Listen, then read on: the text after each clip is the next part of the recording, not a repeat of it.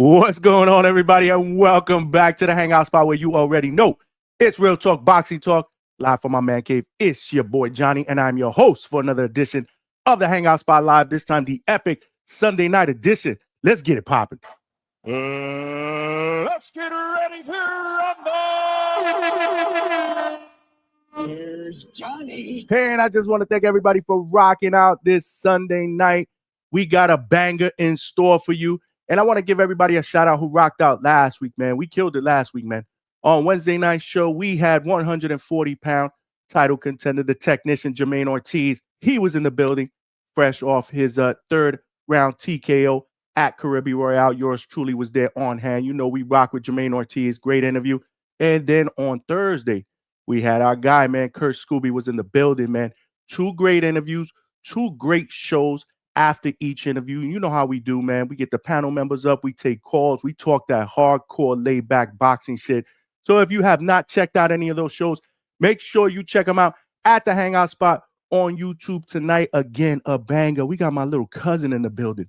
Welterweight prospect, undefeated, 5-0 with 5 wins via night-night. My cuz, Peter Voodoo Latorre, is in the building. So proud of him, man. So proud of him. Great story. I wanted to bring him here, introduce him to the DHS family, man. He's doing his thing, man. He's a Marine veteran. He's a scholar, and he's also an undefeated professional fighter on the rise, man. Great young man. Again, he's family, y'all family. We needed to, bridge that gap, man, and make sure you guys get to know the future, the future of the welterweight division. But you know the deal. Before we get him in, man, there's ground rules here at the Hangout spot, man. If you're watching this live on YouTube, make sure you smash that like button and help us get this channel out into the algorithm of other boxing fans so they know we rock out weeknights, Tuesdays, Wednesdays, Thursdays, 9 p.m. Eastern Standard Time, Sunday nights, 8 p.m. Eastern Standard Time. And when there's live boxing on Fridays and Saturdays, after the events, we go live. We open up the phone lines and we do immediate post-fight reactions. So make sure you like, share, and subscribe to the channel. We've had hella callers call in the last month that have seen this channel on their homepage, man. That have seen this channel on their homepage, decided to rock out with us, and now they're calling in, man. They are family members, man. If you're watching this live on X, make sure you shoot me a retweet, follow, come on over here, join the party here on YouTube, man. Get involved in the chat. We are also streaming live on Facebook. That's how we do it up here at the Hangout spot. If you have not subscribed to the Hangout spot, please make sure you do so. There are power in numbers. Like I say, man, we the small train right now, but we are trying to turn this bad boy into a locomotive. In order for us to do that, we're going to need some more passengers / more family members. So make sure you tell a friend to subscribe to the Hangout spot. Last but not least, the most important ground rule is you guys got to cook in the chat, man, like you always do, bro. We got the best boxing chat out there on YouTube. So make sure you guys definitely interact with each other. But if you do have a question or a comment that you want to make sure is read to our guest, the best way to do that is via Super Chat, because it will come up as a starred message, man. The chats be cooking. It's hard for me to determine, what the questions are from the comments. So the best way to do that is via Super Chat. Any questions or comments, Super Chat is the best way to go. Plus, it provides your boy with a little bit of a donation. That never hurts, man. Every penny counts. We are putting in the work here. Super Chat, super sticker, super thank you, or Cash App, which is scrolling down below, man. Always helps a brother out putting in that hard work, late night for the third shift and overnight shift. Tonight will not be any exception, man. So like I said, man, my little cousin, 5-0 with 5 wins via knockout. He fights in the welterweight division. He is coming off 4th round TKO just about a week and a half, 2 weeks ago. And, great story. I want to introduce him to the DHS family. So without further ado, I want to bring in my cousin, who I'm very, very proud of, Peter Voodoo Latorre. What's going on, cuz? Welcome back to the Hangout spot. What's up, cuz? I appreciate you having me on again, man. No, I appreciate having you, man. I'm super proud of you, and proud of your last performance. Proud of your first 5 performances. Obviously, you coming into the boxing world, with a bang, and you haven't disappointed, and it's a great story. It's a great story that I definitely want you to be able to share with the Hangout spot family. But without further ado, first of all, congratulations. Again, you're coming off a TKO in the 4th round against Rigoberto Cepeda out in Riverhead, Long Island. And I believe that was a Rising Star promotion card, right? Yes. So shout out to my guy Thomas Cornflake Lamana, whose family here. That's what's up. But before anything else, man, why don't you talk about that performance, man? Rate that performance, man. I'm pretty sure my coach is in the chat and he's gonna give a different rating. But after the fight, I told myself a C minus, and he said it was a little. I was being a little hard on myself. But if you're not your own worst critic, then I mean, then you're not trying to be great. So I feel like if I don't get uh completely dominant first round knockout where it's like a beautiful counter or just something phenomenal like I guess something that goes viral, then I'll never give myself an A plus, or unless I win a world title or something. But um, the first round, I was feeling them out. I was boxing, which is something that I feel like I was starting to get more comfortable doing. Excuse me, because it's a lot easier said than done. Everyone's just like, yo, just relax, just box. And I'm just like, I'm fighting in front of my wife. I'm fighting in front of my family, my friends. It's a lot of pressure. So being able just to relax and just box is something that's not as easy as people think. But, I had a long camp, 10-week camp, because my opponent and I were supposed to fight July 25th on a different promotion, and we ended up having to scratch that promotion and move on to another one. So I went from a 6-week camp with a 1 week off and then directly into a 4-week camp. So I was 10 weeks straight. I mean, I had hundreds of rounds of sparring under my belt. I mean, hundreds of miles ran, just anything you could think of. So, when I got into my first 6-round fight as well. So, but once I got in there, I really locked in. Second round, I came out a little bit stronger. I ended up dropping my opponent with the right hand left hook, and he got up like the Terminator, and he was still hurt, but the round ended up getting cut. And then going into the third round, when I was going into the third round, my coach Joe told me, yo, listen, you need to relax and box. Don't try to headhunt, because he's going to gain confidence. And if he gains confidence and he has a good third round, you're in for a long fucking night. And like, I heard him say it, but I wasn't listening. I went into the third round and he came out. Yo, Mexicans are tough, bro. Like, Mexicans are built different. He came out and he gave me a tough third round where I went back to the corner going into the fourth round. And my coach was like, I fucking told you. And I was like, all right, you're right. You got it. So then fourth round, I ended up, getting back to boxing, landing really good jabs, landing counters, working the body, working my way up and down. Excuse me. And then I ended up stopping him with a nice flurry in the corner. He was pretty hurt. But shouts out to my opponent, mad respect to him. He did not want to lose that fight. Like, his legs didn't even give out. Like, he was out in on the ropes and his legs were still holding him up. So, I mean, that just goes to show you, like, I wasn't in there with no bum. There is no bum ever in professional boxing, but like, I was in there with a legit sturdy opponent that came to win, that trained 10 weeks just like me, that was running probably just as much as me, that was sparring just as much as me. And he didn't come just for no paycheck. He came to stop me and in front of 106 people that I sold tickets to. So yeah. Well, that's what's up, man. Like I said, man, this is what's gonna make you better, man. Putting you in there against tough guys, obviously some adversity as well, or some flip flop around because you did have a fight that was scheduled. So these are the things that you're gonna have to deal with mentally as a professional fighter, because shit like this, unfortunately, is common. But I thought you handled it well. Obviously, like you said, you put in the work and it paid off. I mean, I thought the grade was a little low based on the performance, but that's okay to be hard on yourself because you demand nothing but perfection. That's what's up. We got Pops in the building. My cousin Yeah. Lou is What's in up, the building. OG? Shout out to you, cuz. Love you. Appreciate the support.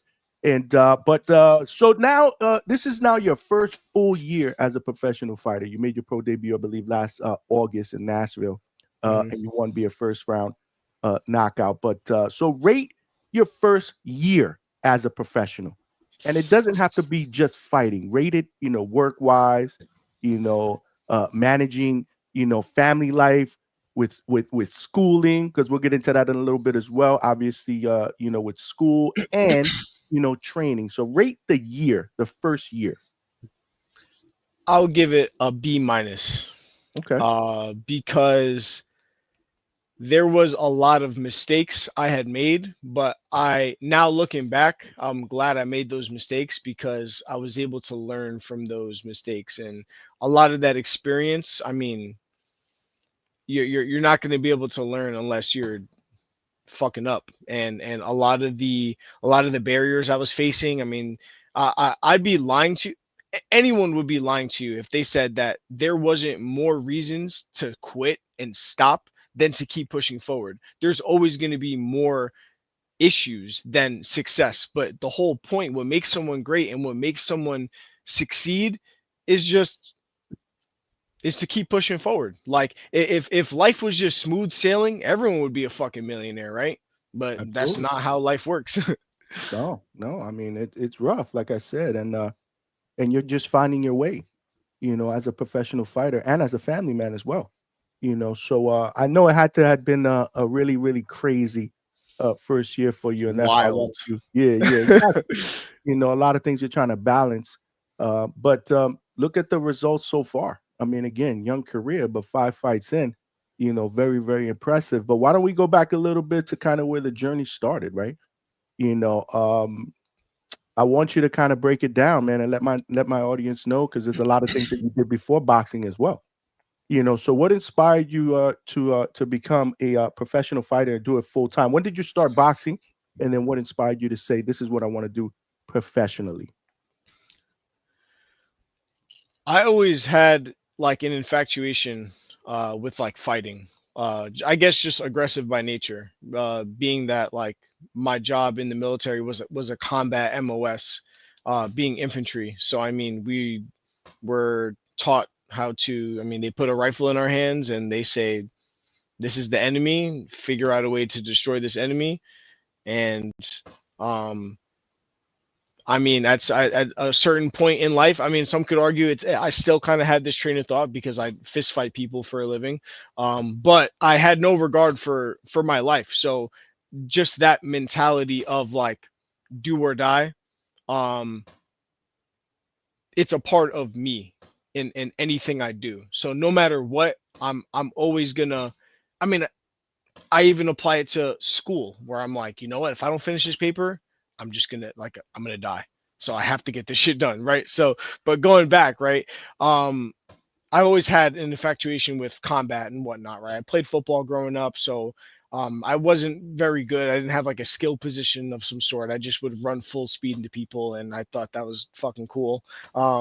So, but when I joined the Marine Corps, I guess I started to kind of lean a little bit more towards the people that were kind of like that, like-minded individuals that kind of liked jujitsu, wrestling, boxing, all that. So then we would get into groups and we'd get gloves and we would spar and we would kind of mess around. I have a video of me in infantry school boxing this kid named Bates, and um, it was always like little bits and pieces of like videos I would see of me boxing, and I'd be like, for someone that never really stepped foot into a gym and had a coach, like I would look good in some spots. So I always thought like, maybe one day, like if I had a good coach and I had a gym and I had time, like this could be something. And then I got back for my first, I ended up had a whole pre-deployment workup. I deployed for 7 months. I got back and I was in Long Island, New York for my post-deployment leave. I went to Westbury Boxing Club, which is where I train now. This is in 2017, 2018. I went to go spar just at the gym. Like I said, no training whatsoever. I wasn't even running. I was like 190 pounds. I was bench, squat, deadlift was the only three things I knew, right? And I sparred my cousin. My coach, Scott Lopek, was there.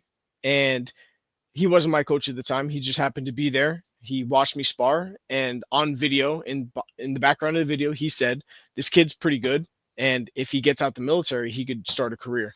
And I've mentioned this so many times before, but like I really mean it when I say like I went on my second deployment. I would play the video over and over again. I would just listen to it because I really took it to heart. Like, yo, someone actually thinks that what I used to think in my head, someone else believes that. Someone that was a professional boxer, someone that Mm, walked that walk.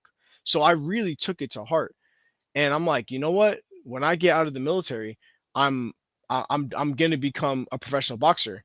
And my boy Eric Nolan, he actually just got signed in the UFC. Him and I used to be in the barracks, no mouthpiece, no headgear, 14-ounce gloves, and I'm talking the Everlast bullshit gloves, like them $30 gloves. We used to spar in the barracks at 9 o'clock, 10 o'clock at night, and we'd sit down after just being the shit at each other and be like, yo, we're gonna be professional athletes one day. Like, you're gonna be in the UFC, I'm gonna be a pro boxer, we're gonna do this shit.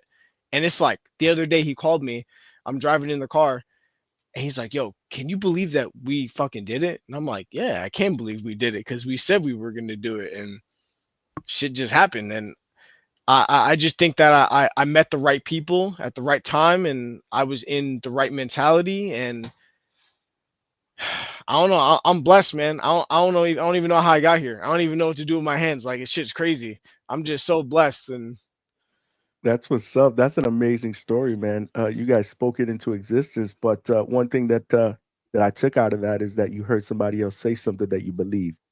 You know what I'm saying? And sometimes in life, we need to hear that, because that gives us a belief that if they believe it, I believe it, then we're gonna make this happen. You know what I mean? facts. Yeah. Absolutely. That was dope. That was absolutely dope. Before we get into the pro thing though, uh why the decision? I want you to break down the decision to join the military. I really didn't have a choice. like like college wasn't something that I wasn't a studious person. Like, I barely graduated high school. I had to go into a BOS, like a automotive tech program, so like a BOCES program that my school offered. So I needed that automotive like tech program to get enough credits to like actually graduate. I never did homework. I ain't study for tests. Like, I just was not. I didn't have that kind of brain at the time. And you know, when I say this, I'm not trying to sound disrespectful or anything, but both of my parents, amazing people. They did amazing raising myself and my sisters and my little brother. Absolutely. But my parents are not educated. They were very, very hard workers.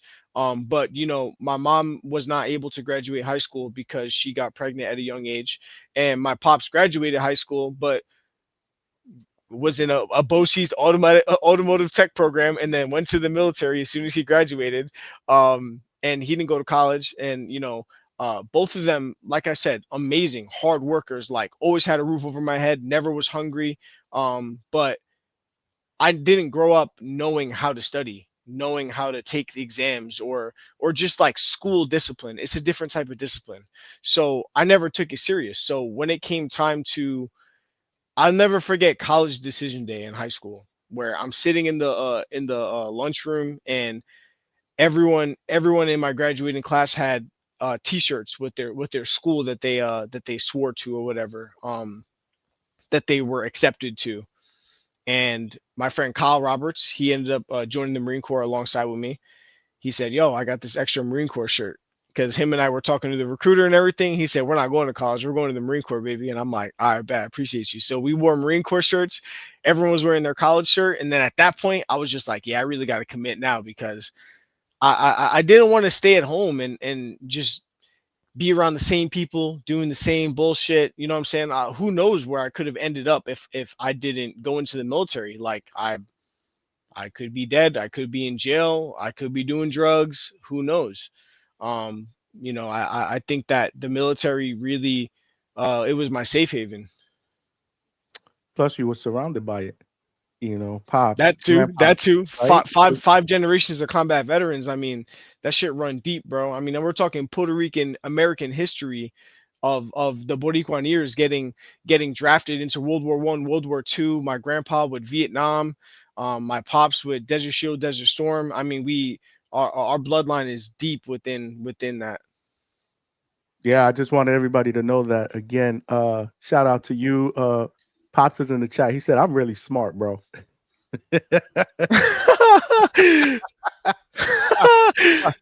God is good. Shout out to you, God Ivan. is Yeah, always Pops great. said, I'm really smart, bro. We know you are, cuz we know you are, and He absolutely family he's tradition. street smart. He's street smart. Yeah, yeah, that's what's up. When he said family tradition is you know, he wasn't kidding, and that's one of the things that I wanted to make sure that you stress because it runs deep. But in the army, what made you choose the Marines? I'm defiant by personality, so of course I had to go the opposite route. I had to do something different. Okay.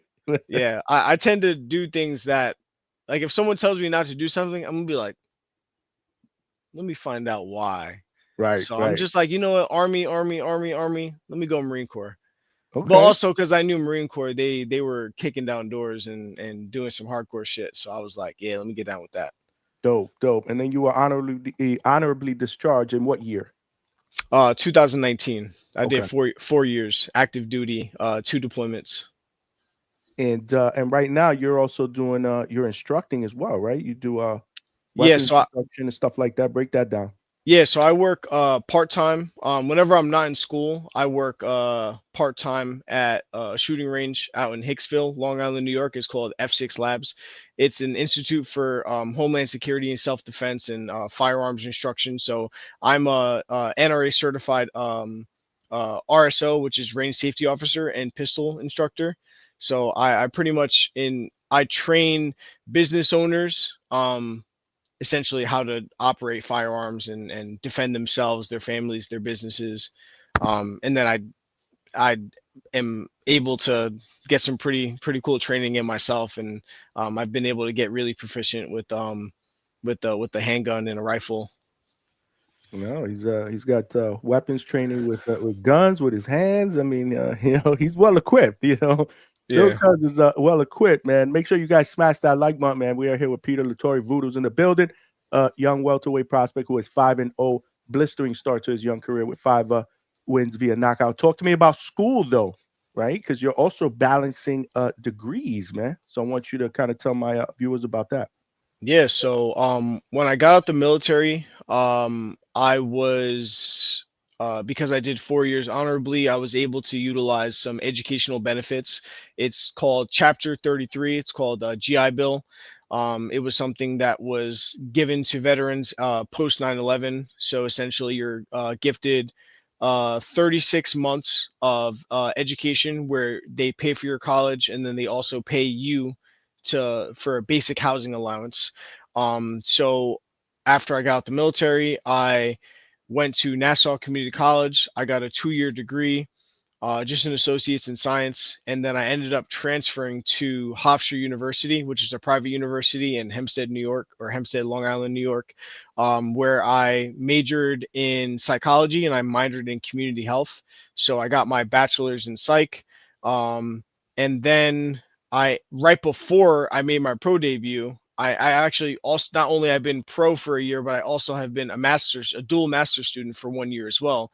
The month I made my pro debut was the month I got accepted into my master's program. So I'm currently in a dual master's for clinical rehabilitation and mental health counseling, which will allow me to become a certified rehabilitation counselor, which I will be assisting people with disabilities, whether that could be, mental, physical, intellectual, anything above that. So even like substance abuse disorders, technically considered a disorder. And then licensed mental health counseling, which is just like a clinical psychologist, clinical psychotherapy. And yeah, I plan on using my degree to work with veterans. It's like we've been talking about, this whole time. It's more than just a job to me. I never cared about making money. I never cared about like uh fucking driving a Lamborghini or having a big house. Like I don't care about none of that. I really care about like the impact I make on people. And even if that's one veteran, I can change their lives or help kind of change the trajectory of where their life is going, then that's worth way more than $1 million.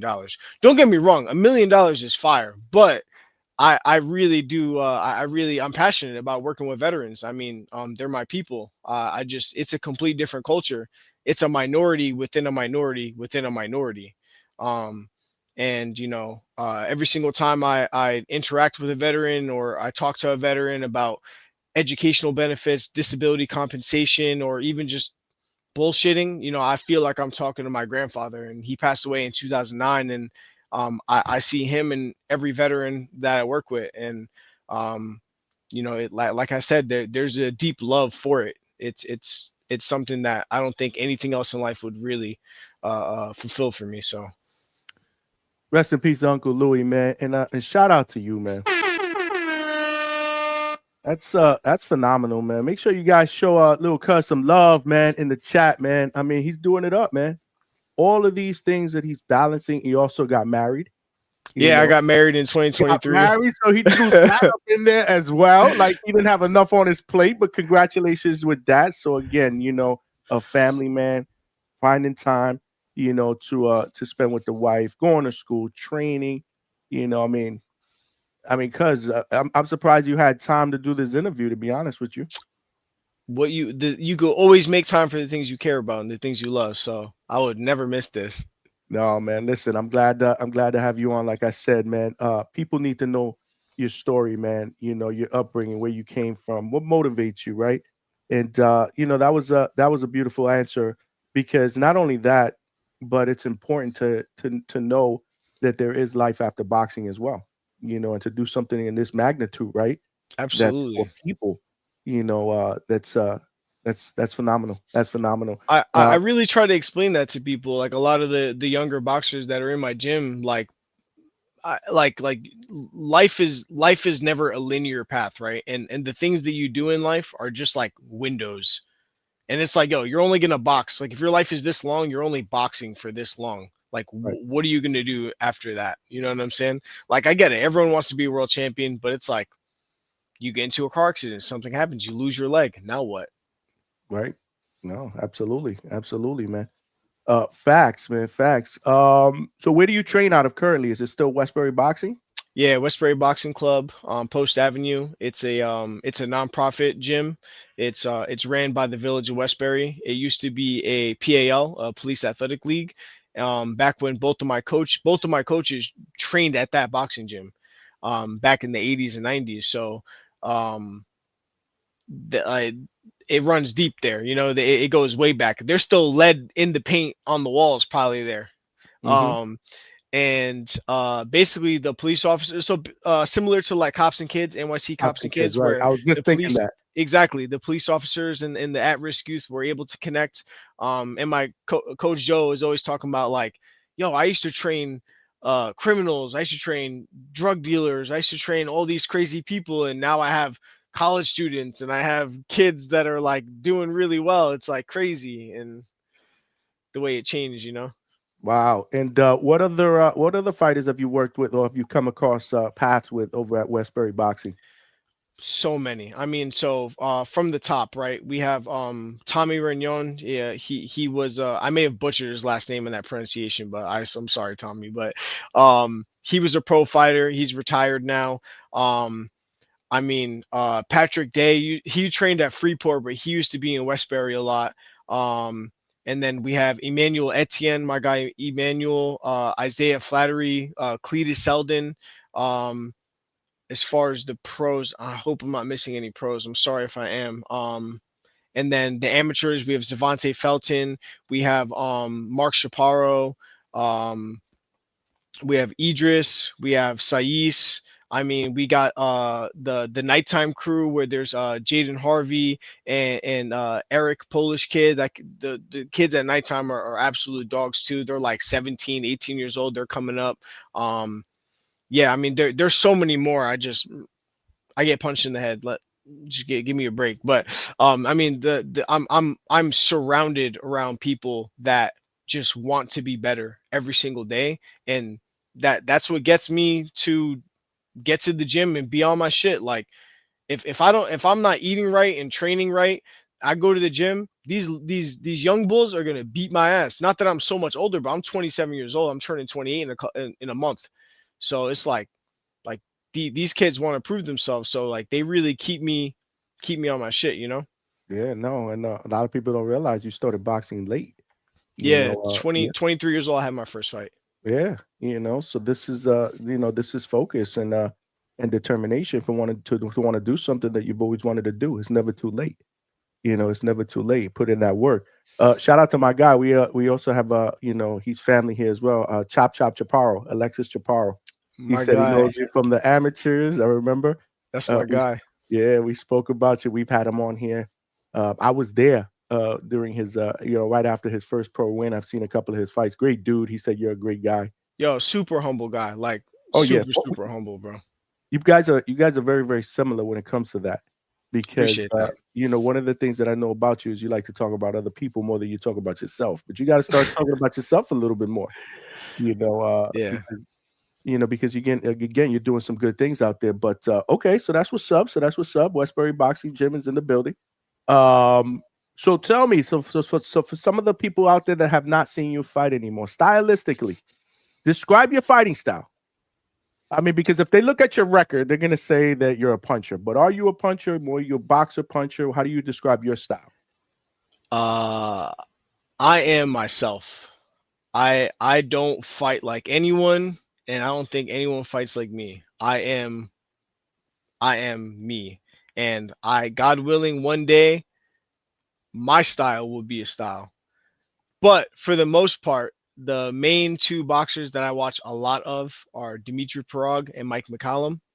Body snatcher. Okay. Yes. So I mean the body punching from Mike McCallum, my coach Scott always says I have a similar frame to him, and when we work and we hit mitts, he has me working on a lot of the similar counters as Mike McCallum. I mean Mike McCallum wasn't a super big puncher, but tell Julian Jackson that, you know what I'm saying? So and then Dimitri Parag was just he's just one of a kind. I mean, the grandmaster, right? He, switching from from orthodox to southpaw. We call it north south.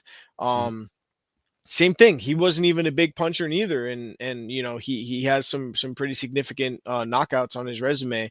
But he just was playing chess. And I really them two, my top two, if you take both of them and you combine them, I would say that's something similar that I try to strive for. But my last fight honestly was probably the most realistic to what my capability is, because I'm not even at my full potential yet. Like my last fight was like finally where I was like, yo, I'm able to showcase what I could actually do. Because some people just think I'm just a puncher, and I'm really not just a puncher. I could box too. My coach tells me that all the time. Like we went to a national tournament September 2024, and he was like, yo, like maybe we should stop telling you that you're a puncher and we should just start saying that you're a boxer, because I'm able to box. I just really think it depends on who's in front of me. No matter what, I'm going to, focus on being the best version of myself, and whatever style or whatever kind of tempo, whatever my opponent has to show, I'm going to dismantle it and I'll find a way. I love it. And the thing I love about this fight, and I believe this is why you showed more, is because you want more rounds. This was the first time that you did 4 rounds. First Yeah. fight, one first round, second fight, I believe first round 2. I mean, so getting in that work as well will make you adapt and show different levels of your boxing ability. I thought that was an interesting answer, though. You want people one day to say your style is the style they've incorporated. That's dope. That's an absolutely phenomenal answer. I just got a text message from Thomas Cornflake Namana himself that said he is a big fan of Pete after last week. So he got a chance to meet you. You fought on his card. Much love. He's impressed by you, man. Appreciate you, Cornflake. You family. And we here with family in the building, man. Make sure you guys smash that like button, man. We got Peter Latorre in the building, 5-0 with 5 knockouts, off to a blistering start in his career. One question that I got on a live show last week that I said, you know what? We'll let him tell you, is the nickname Voodoo. Where did that come from? I know it, but I wanted you to break it down to the audience. All right. So the original Voodoo is my grandfather. I wear his bracelet every day. I put the bracelet on Coach Joe every single fight. So my grandpa's in the corner with me. Voodoo Lou, that was his nickname. He was given that nickname when when he was in the military. He was a killer. He was a stone cold killer. But when he got out the military, he was able to transition himself to a very stoic and a very humble man. And I idolize that. And if I could be half of the man that he was, I'd be satisfied in life. So, I figured that I would really, um, I would carry that torch. And right now, I'm trying to trailblaze. I'm trying to carry on his legacy. Um, yeah, I mean, Voodoo Pete doesn't really doesn't flow as well as Voodoo Lou, but there's no other Voodoo Pete out there. So it ended up working out. That's what's up. He's absolutely proud of you, man. Looking down, and so is my dad. So is everybody that's not here to be able to witness this, man. Facts. But nah, man. I thought that was dope. I wanted you to kind of share that as well. But so tell me, what is your ultimate goal in the sport of boxing? My ultimate goal in the sport of boxing would be to become a world champion and bring that world champion belt to the UBS Arena in Elmont, Long Island, New York, and defend a title, be the first Elmont native to defend a world title in the town of Elmont in front of all my people. And I will, and I be telling promoters and matchmakers now, like, yo, y'all are tripping if y'all better get on the ball because I will. They're worried about money. I'm worried about legacy, but I'll sell as many tickets as whatever amount of tickets you give me. I'll sell them all, and whoever you put in front of me, I'll dismantle them, and I'll make history there. So Amazing, man. Born and raised in Elmont. And yes, that's dope. That's dope to be able to come back there, full circle is amazing. Is absolutely amazing. Speaking of management and stuff like that, have you had people reaching out? Is there any potential prospects? Again, I know that it's young in your career, but people don't realize how hard it is yeah. to move without proper management. And I know you asked Scooby that question when we had him on Thursday for some advice. So is there any prospects out there or anything that maybe you're looking at potentially doing goal wise to maybe set yourself up, to Right. get that type of management exposure? So I've definitely been blessed thus far in my career to be connected with some great people. um, as of right now, we feel like what we're doing and what our goals are at this point, we're able to kind of manage it on our own. So, right now, um, myself, Coach Joe, Coach Scott, and Coach Chanel. And we're actually bringing in some more people into the circle. But my uncle Brian has really been has been taking a step up and really helping out in a lot of aspects. Um, we we feel right now that it's best for us to keep on doing what we're doing. But when it gets to the point where we feel as if things are kind of out of hand and we may need to reach out and kind of uh you know have some sort of management position fulfilled by someone that is able to get us where we intend on getting to destination wise, then we're open to that too. We're always open to listening, because I mean, listen, like we're not assholes. Like we don't feel like, oh, we don't need no one. We don't need no one. Like it takes a village, right? No matter what. Like a team is a team for a reason. I didn't get here by myself. If it wasn't for everyone that's surrounded, if it wasn't for you having me on here right now, you know what I'm saying? Like it takes multiple people to really create something great. So but yeah, as of right now, we're doing okay. So that's I just want to point something out because I had a young prospect on a couple of weeks ago, Keith Cologne, who's a young fighter. I'm sure you know who he Yeah, is. shout out Keith. Yeah, absolutely. He's my guy too, and he fights out of Newark, New Jersey. Same thing, man. They feel like him and his dad are doing a really, really good job of managing his young career because the most important thing to him, which I believe falls into what we're talking about with you, is staying busy. Yeah. Right? So it's not like they aren't. I mean, you're 5 fights in, in a full calendar year, just turned the full calendar year. So that's good. What they're looking to do is the same thing as they progress, maybe double digit Hmm. win.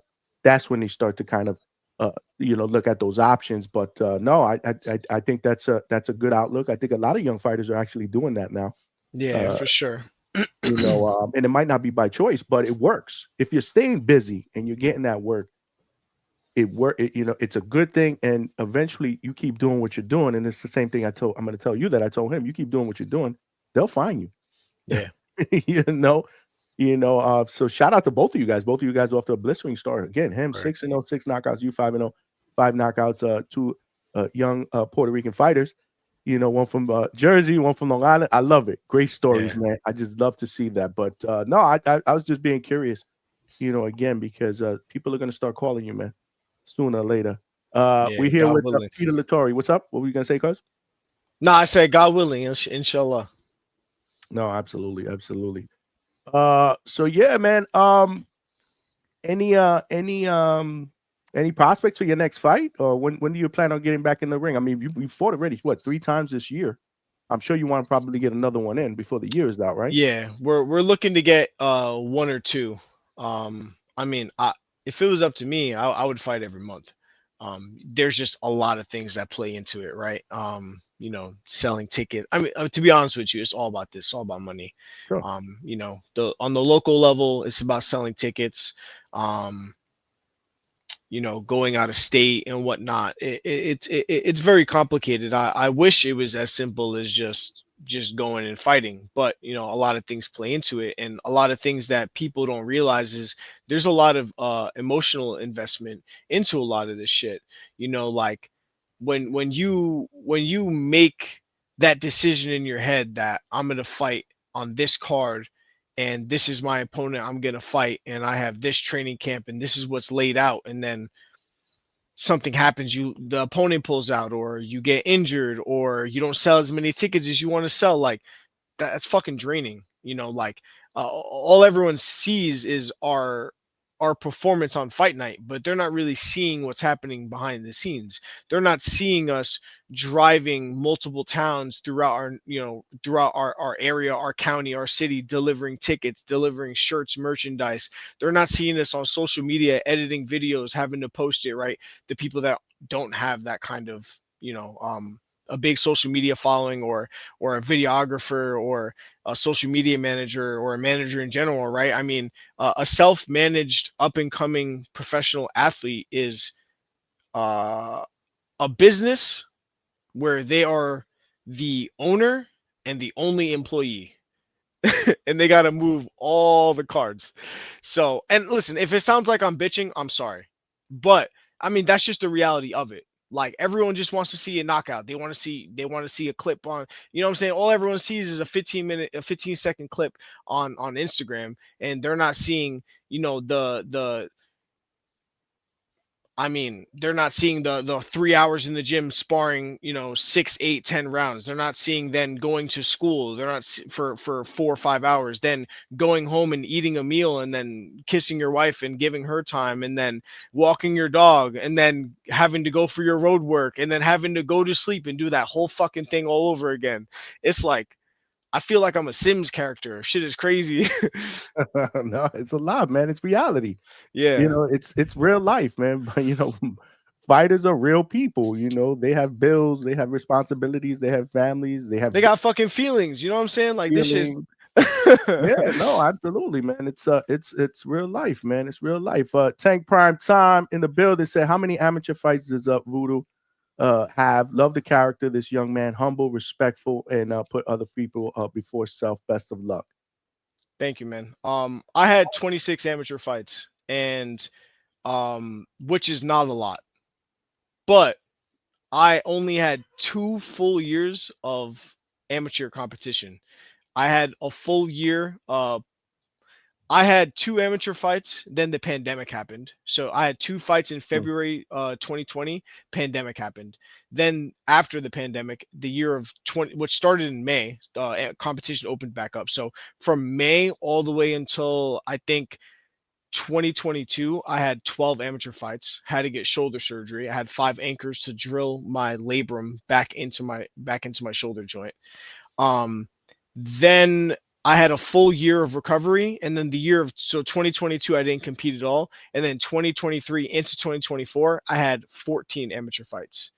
So I had 26 amateur fights, 2 full years competition. Within that, I fought in 5 New York State tournaments, one of them being the Ring Masters or the Golden Gloves. And I made it so I won silver. So I won second place. I was the second loser in 4 of them, and then I won gold in 1. But the one I won gold in was it was an open class. It was novice class, which I mean a lot of people are like, that doesn't really count. But yeah. And I think you told me one time that you had a coach tell you that your style is better suited as a pro. Yeah. Yeah, I've had like a lot of the like OG boxing heads, like a lot of the old school uh uh boxing guys say that, and I never really understood it. I still Do you, kind of don't do really you understand it now? kind of. The size of the gloves fucking matters. I'll be honest, that fucking matters. 8-ounce gloves, That's probably the biggest difference the between biggest, being an amateur and pro, right? the biggest. Yeah, I mean 8-ounce gloves is different. Like is different. Is different. And if you guys want to find out, let me know. Come down to the gym. I'll put on 8-ounce gloves, and but I'll take your word for it. I'm too but old. in the amateurs, it's like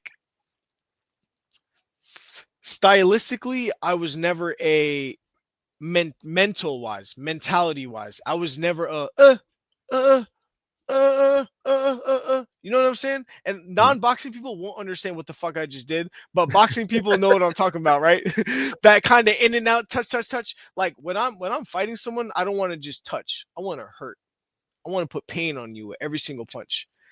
But the amateurs taught me that you can't try to hurt someone with every single punch. That Because then makes when you're sense. trying too hard, you telegraph and then you get your head boxed off, which is why I had out of my 26 amateur fights, I had 8 losses. I had 18 wins.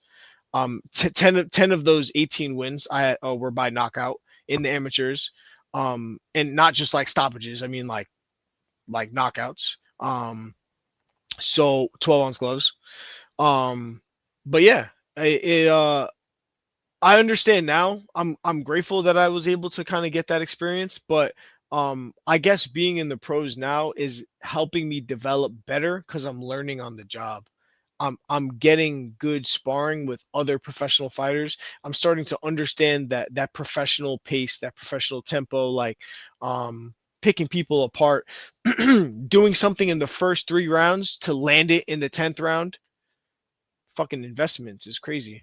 Mm-hmm. That's what's up. See, you did figure it out. That was a good that was a good answer. You have figured out why they say what they say, and it I'm makes getting there. perfect sense. No, it makes perfect sense. What's the thing you love to do the most during training? Is it sparring? Is it mitts? Is it heavy bag? Is it running? My favorite thing to do in training. I mean, I love sparring. Sparring's like sparring is something. All right, so like nothing will ever emulate, not emulate. How do I word this? Nothing will ever resemble a fight more than a fight. But sparring is what gets you the Right. closest kind of I've had plenty of professional fighters that have told me a spar session is a fight.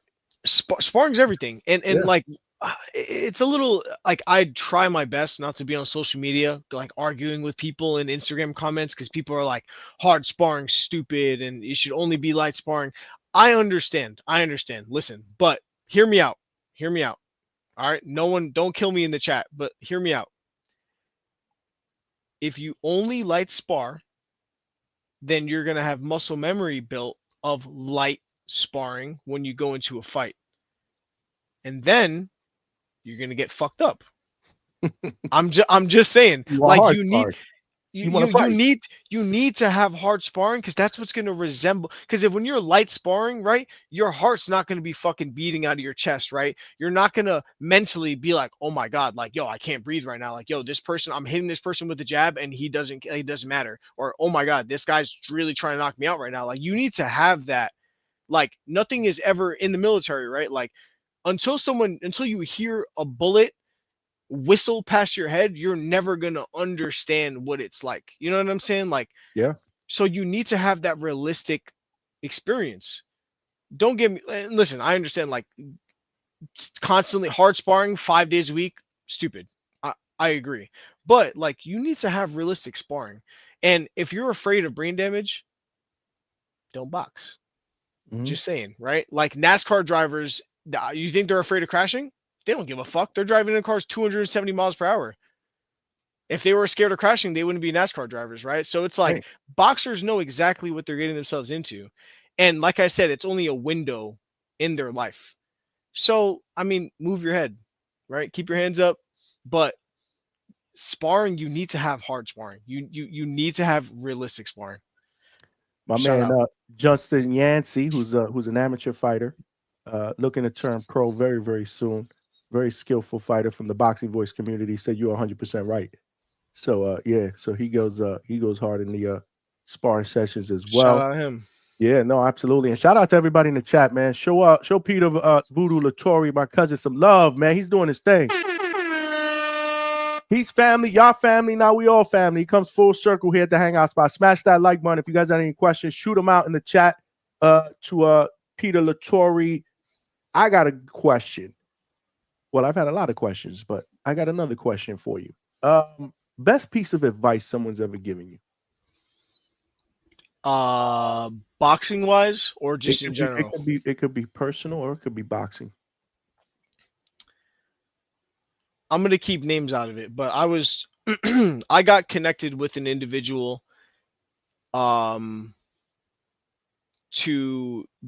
a professional hockey player, and they wanted to they're gonna know who I'm talking about, but a professional hockey player was connected with me because they wanted to learn how to box. And because on their professional hockey team, they're an enforcer, so they're put in to really change the vibe of the game. They fight, all that, right? So phenomenal athlete, by the way. This guy, like hockey player, like I thought boxing athletes were like tip top shape. Hockey players are up there, seriously. Like they go like 35-40 miles per hour on fucking ice skates. I can't even comprehend that shit, right? So him and I got connected, and he was like, hey man, like I want to learn how to train. I had time. He said, how much you charge, for an hour of training? And I said, $40, right? To me, I'm like, $40 in an hour? Like I fucking get paid $22 an hour at the shooting range, and I get fucking guns pointed at me accidentally sometimes. So like, this is good money, right? This individual that gave me the piece of advice, right? He saw me and he said, is it true that you're only charging X, say name $40 for a boxing session? And I was like, yeah. And he literally he punched me in the forehead with his knuckles. He said, what the fuck is the matter with you? I'm like, what do you mean? He's like, bro, know your fucking worth. Know your worth. If you want to charge someone a crazy amount of money and they don't want to pay it, that means they do not believe you're worth that. But there will always be someone out there that's willing to pay it. And he told me this like a year and a half ago, and it just hit me recently. Where I'm like, fuck, man, I really should know my worth. I've been having conversations with multiple people through, like with my team. It's only a matter of a time before we really blow up, God willing. And that's something that I have to just get through, where I have imposter syndrome, where I'm like, in my head, I'm just a kid from Elmont.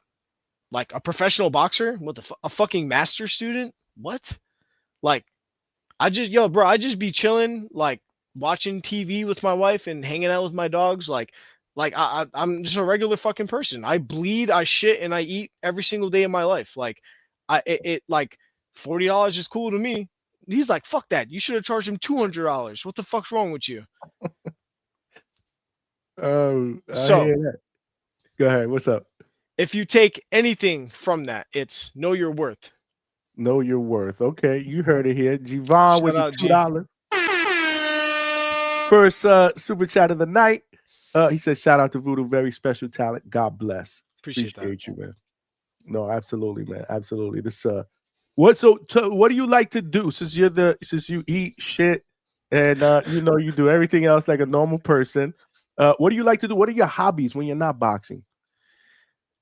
When I'm not so I mean, I'm not gonna consider work. Like whenever I'm at work and I'm not Nothing, instructing nothing people, work related. Something you like to do recreational that you like to do to relax, to fuck. unwind.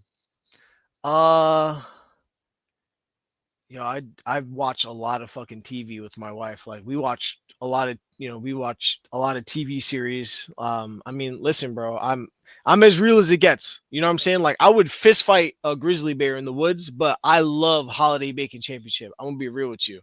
You know what I'm saying? But like, listen, I'm not pussy. I'll get down. But I watch baking shows. You know what I'm saying? Like, I watch baking shows. I watch cooking shows. Like Gordon Ramsay. Like, shout out him. He just got diagnosed with skin cancer. That sucks. But I just found that out recently.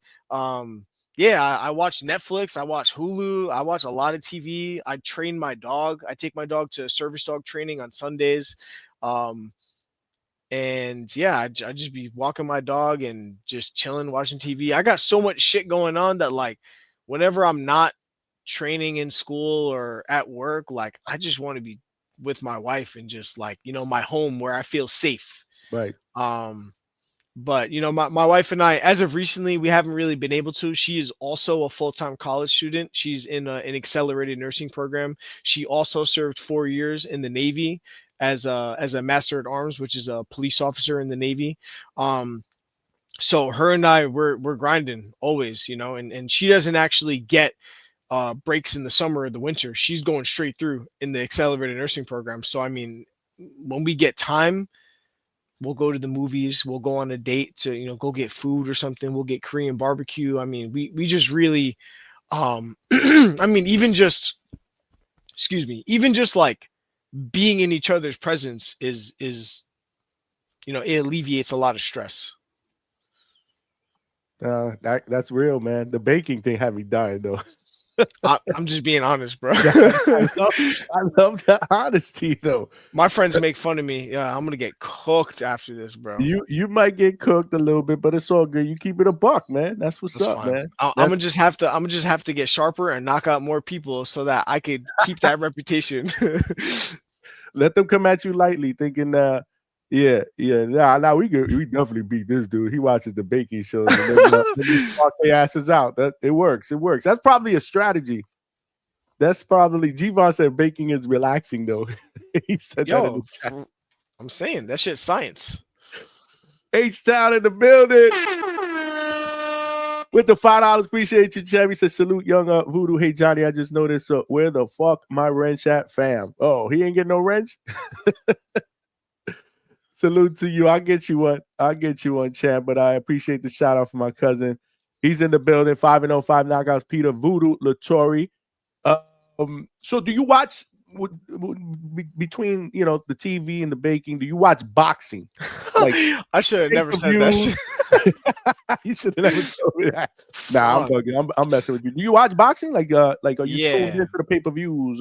Whatever. Yeah. Whatever. I'm a boxing enthusiast Okay. outside of boxing. And even better, whenever there's a big fight going on or a fight that a fighter that I love, my wife is right there next to me. So we Friday nights, Saturday nights, whenever, even early Sunday mornings, whenever Inoue's fighting in Japan, we're up 5 o'clock, 6 o'clock in the morning. We watch boxing. We watch boxing. So again, that leads into my next question. Who are your favorite? You said, if especially as a fighter that I love watching, who's your favorite fighters today? Currently, my number one gotta be Bud. So Terrence Crawford is my number one. Not only stylistically, but just his personality, just the way he carries himself. I mean, his story growing up. I mean, his mom paying kids to beat him up in the streets, and his mom telling him that he ain't shit, so that he, you know what I'm saying? Like, yo, that takes a lot, because I mean, you think about it, like your mom telling you that you ain't shit, like that would destroy a lot of people. But for him, he took that as a challenge, and he was like, I'm gonna prove you wrong. And now he's arguably one, he could arguably be considered one of the best modern day boxers. So yeah, Bud, Inoue, like huge fan anyway. That dude's just a dog. I mean, Mm-hmm. he's proven himself Facts. again and again. I mean, he never ducks fights. He's changing weight classes, right? He's stopping people, right? That number one have either never been stopped or are undefeated, right? Um, he's always working. He's never out of shape. He stays active. And my favorite part is that he's been dropped in fights and he's gotten up and he's came back. And I feel like that's a very defying moment for a lot of fighters. Where that's everything, right? It's as corny as it sounds, right? It's about how hard you get knocked down and get back up, right? But it's real shit because I mean it even applies Absolutely. to life. Like um, who else? Those are my top two. I really can't think of anyone else. I forgot that one. There's one guy that I recently came across. He's a guy from. He's a indigenous New Zealand guy. Um, Okapi or Okai or something like that. He's a Gyro cruise. Pataya. Yeah, he's a cruiserweight southpaw. Mhm. Gyro Pataya. I remember he fought last in like June or May, and he broke a Mm-hmm. dude's jaw in two Yeah. places with a right hook. I watched it, and yeah, that guy's a fucking animal. So him, I've been keeping an eye out for, but yeah, those are like my top three right now. I'm sorry I didn't know his name. No, no, that's what's up. But he did, but you did know what he did. That was we broke that dude's jaw. That shit was real. So go ahead, man. I guess break down the Bud and Canelo fight, man. All right. My wife is Mexican, so I will always be Team Mexico. But I genuinely feel like Canelo, his last couple fights, he just has not looked like the Canelo that could beat Bud Crawford. Does that make sense? Um, I just don't think that his ability to cut the ring off and his punch output has been as effective that would require for him to stop Crawford's style. Does that make sense? Because Crawford's he's able to box, he's able to move, right? He's switching southpaw and orthodox. He has great ring IQ. He knows how to counter punches. Um, a lot of people may say this might be controversial, but he does have a chin on him, right? He could take a punch to land a punch. People are saying that like if Canelo lands, it might be different, but I mean we're talking an older version of Canelo, right? The move up in weight class, 2 weight classes bother you. Again, the natural 168, who's probably going to come into the ring closer to 190, around there, against a guy again who just fought one fight at 154. Now you're going up to 168. Does that bother you, or do you not even think about it because of the skill? The way I feel about it is gonna make me sound like an old head, like my coaches. Mm-hmm. My pro debut fight, I had a same day weigh-in. So I feel like all of that is bullshit. If you're gaining 20 pounds after a fight, it's nonsense. You mean after Um, a weigh-in, 20 pounds after a weigh-in? I apologize. After a Yep. weigh-in. I mean, because back in the day, they were, weighing in the same day. Everyone kind of fought their natural weight class. So, I mean, like people blowing up in weight. I mean, like if you really think about it, you're dehydrating your brain, right? Your brain sits in cerebral fluid, which is your body's hydration. So if you're draining all that fluid out of your body, I mean, with that being said, I mean, that would even give more of an edge to Crawford because Crawford's not going to have to sweat and lose a bunch of weight. Crawford's probably chilling. In reality, Crawford probably walks around 170 pounds, 175 pounds maybe, and he probably makes a decent sized weight cut. And Canelo, I mean, I've never seen Canelo in person, so I really don't know like what he. Like it's deceiving seeing people online. Like when you see, I mean, and you've seen Yeah, way no, more absolutely. professional fighters than I have. Like you see someone on the internet and you're like, oh shit, like they look like a big or small person. Then you see him in person, you're like, oh shit, they look completely different. Like I've never seen really how filled out he is. Pause. So I don't really know like what I really know like what to expect out of that. But in reality, right, if Canelo is where it is going to be the bigger man and he's cutting weight and then blowing back up, I see that as more of an edge for Crawford, where he's not going to be necessarily going through that, right? Crawford's going through his whole camp, not even worried about weight. He's just worried on conditioning, boxing, and being the best version of himself, trying to, kind of dismantle Canelo's style and whatnot. And Canelo is focused on those same things, but also now a weight cut. Does that make sense? Yep, absolutely. Do you think that? So you got Bud winning, but do you think he can stop Canelo? I think Canelo has like one of the best chins in boxing. I don't see Crawford like knocking Canelo out, but I could see Crawford overwhelming Canelo to the point where the ref is going to stop the fight. So you So by stop is by and TK. Okay. an example was like with Dimitri Bivol when Dimitri Bivol throws a lot of punches and he was landing 1, 2, 3, 4, 5 punch combinations on Canelo, and then Canelo was able to kind of make an evasive move. Like imagine that over and over and over and over again.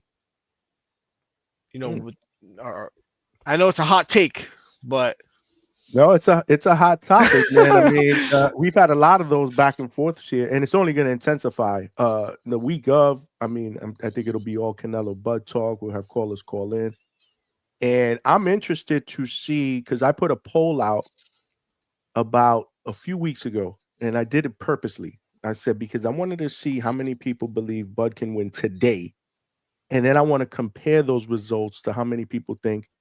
Because people tend to change, right? Throughout the weeks, and you start seeing some footage. And then if you're like me, sometimes you flip flop a little bit. Today I may think him. Tomorrow I might think the other guy because I'm just an over analyzer. I do it to myself. So we'll have a lot of polls or whatever. But there's a bunch of people that believe that Bud is going to win this fight. More people than when Bud faced Madrimov, because I remember there were a lot of people after that performance that said he should stay away from Canelo based on that performance. And he won the fight. I'm not saying he did it. I'm just saying there were a lot of people saying, well, listen, this was a tough fight with Madrimov 154. There's no way he should move up to 168 to fight the best guy in that division. Now, today, fast forward, there's a lot of people that think Bud can win, so that's crazy to me.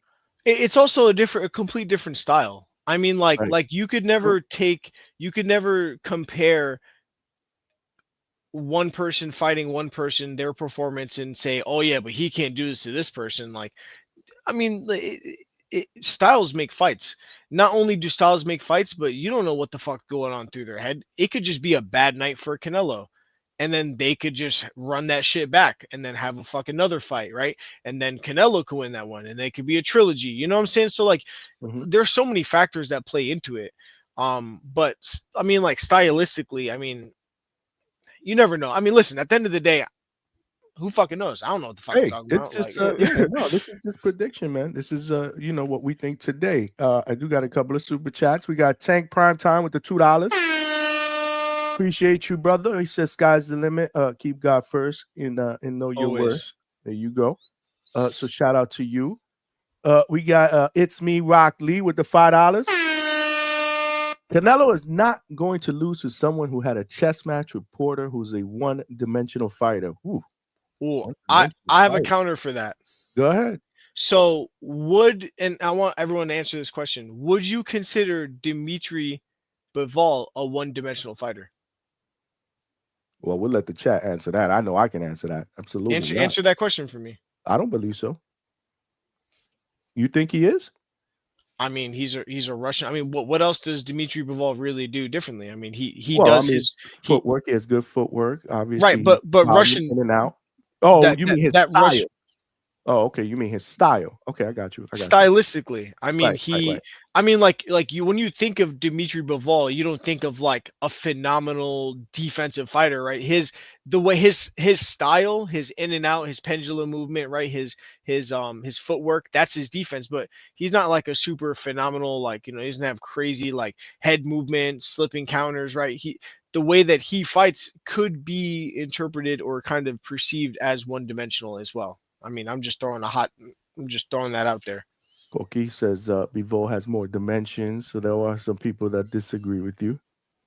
From what I could see, mid power though. Okay. All right. Let's see what more people think. H Town is back with the $10.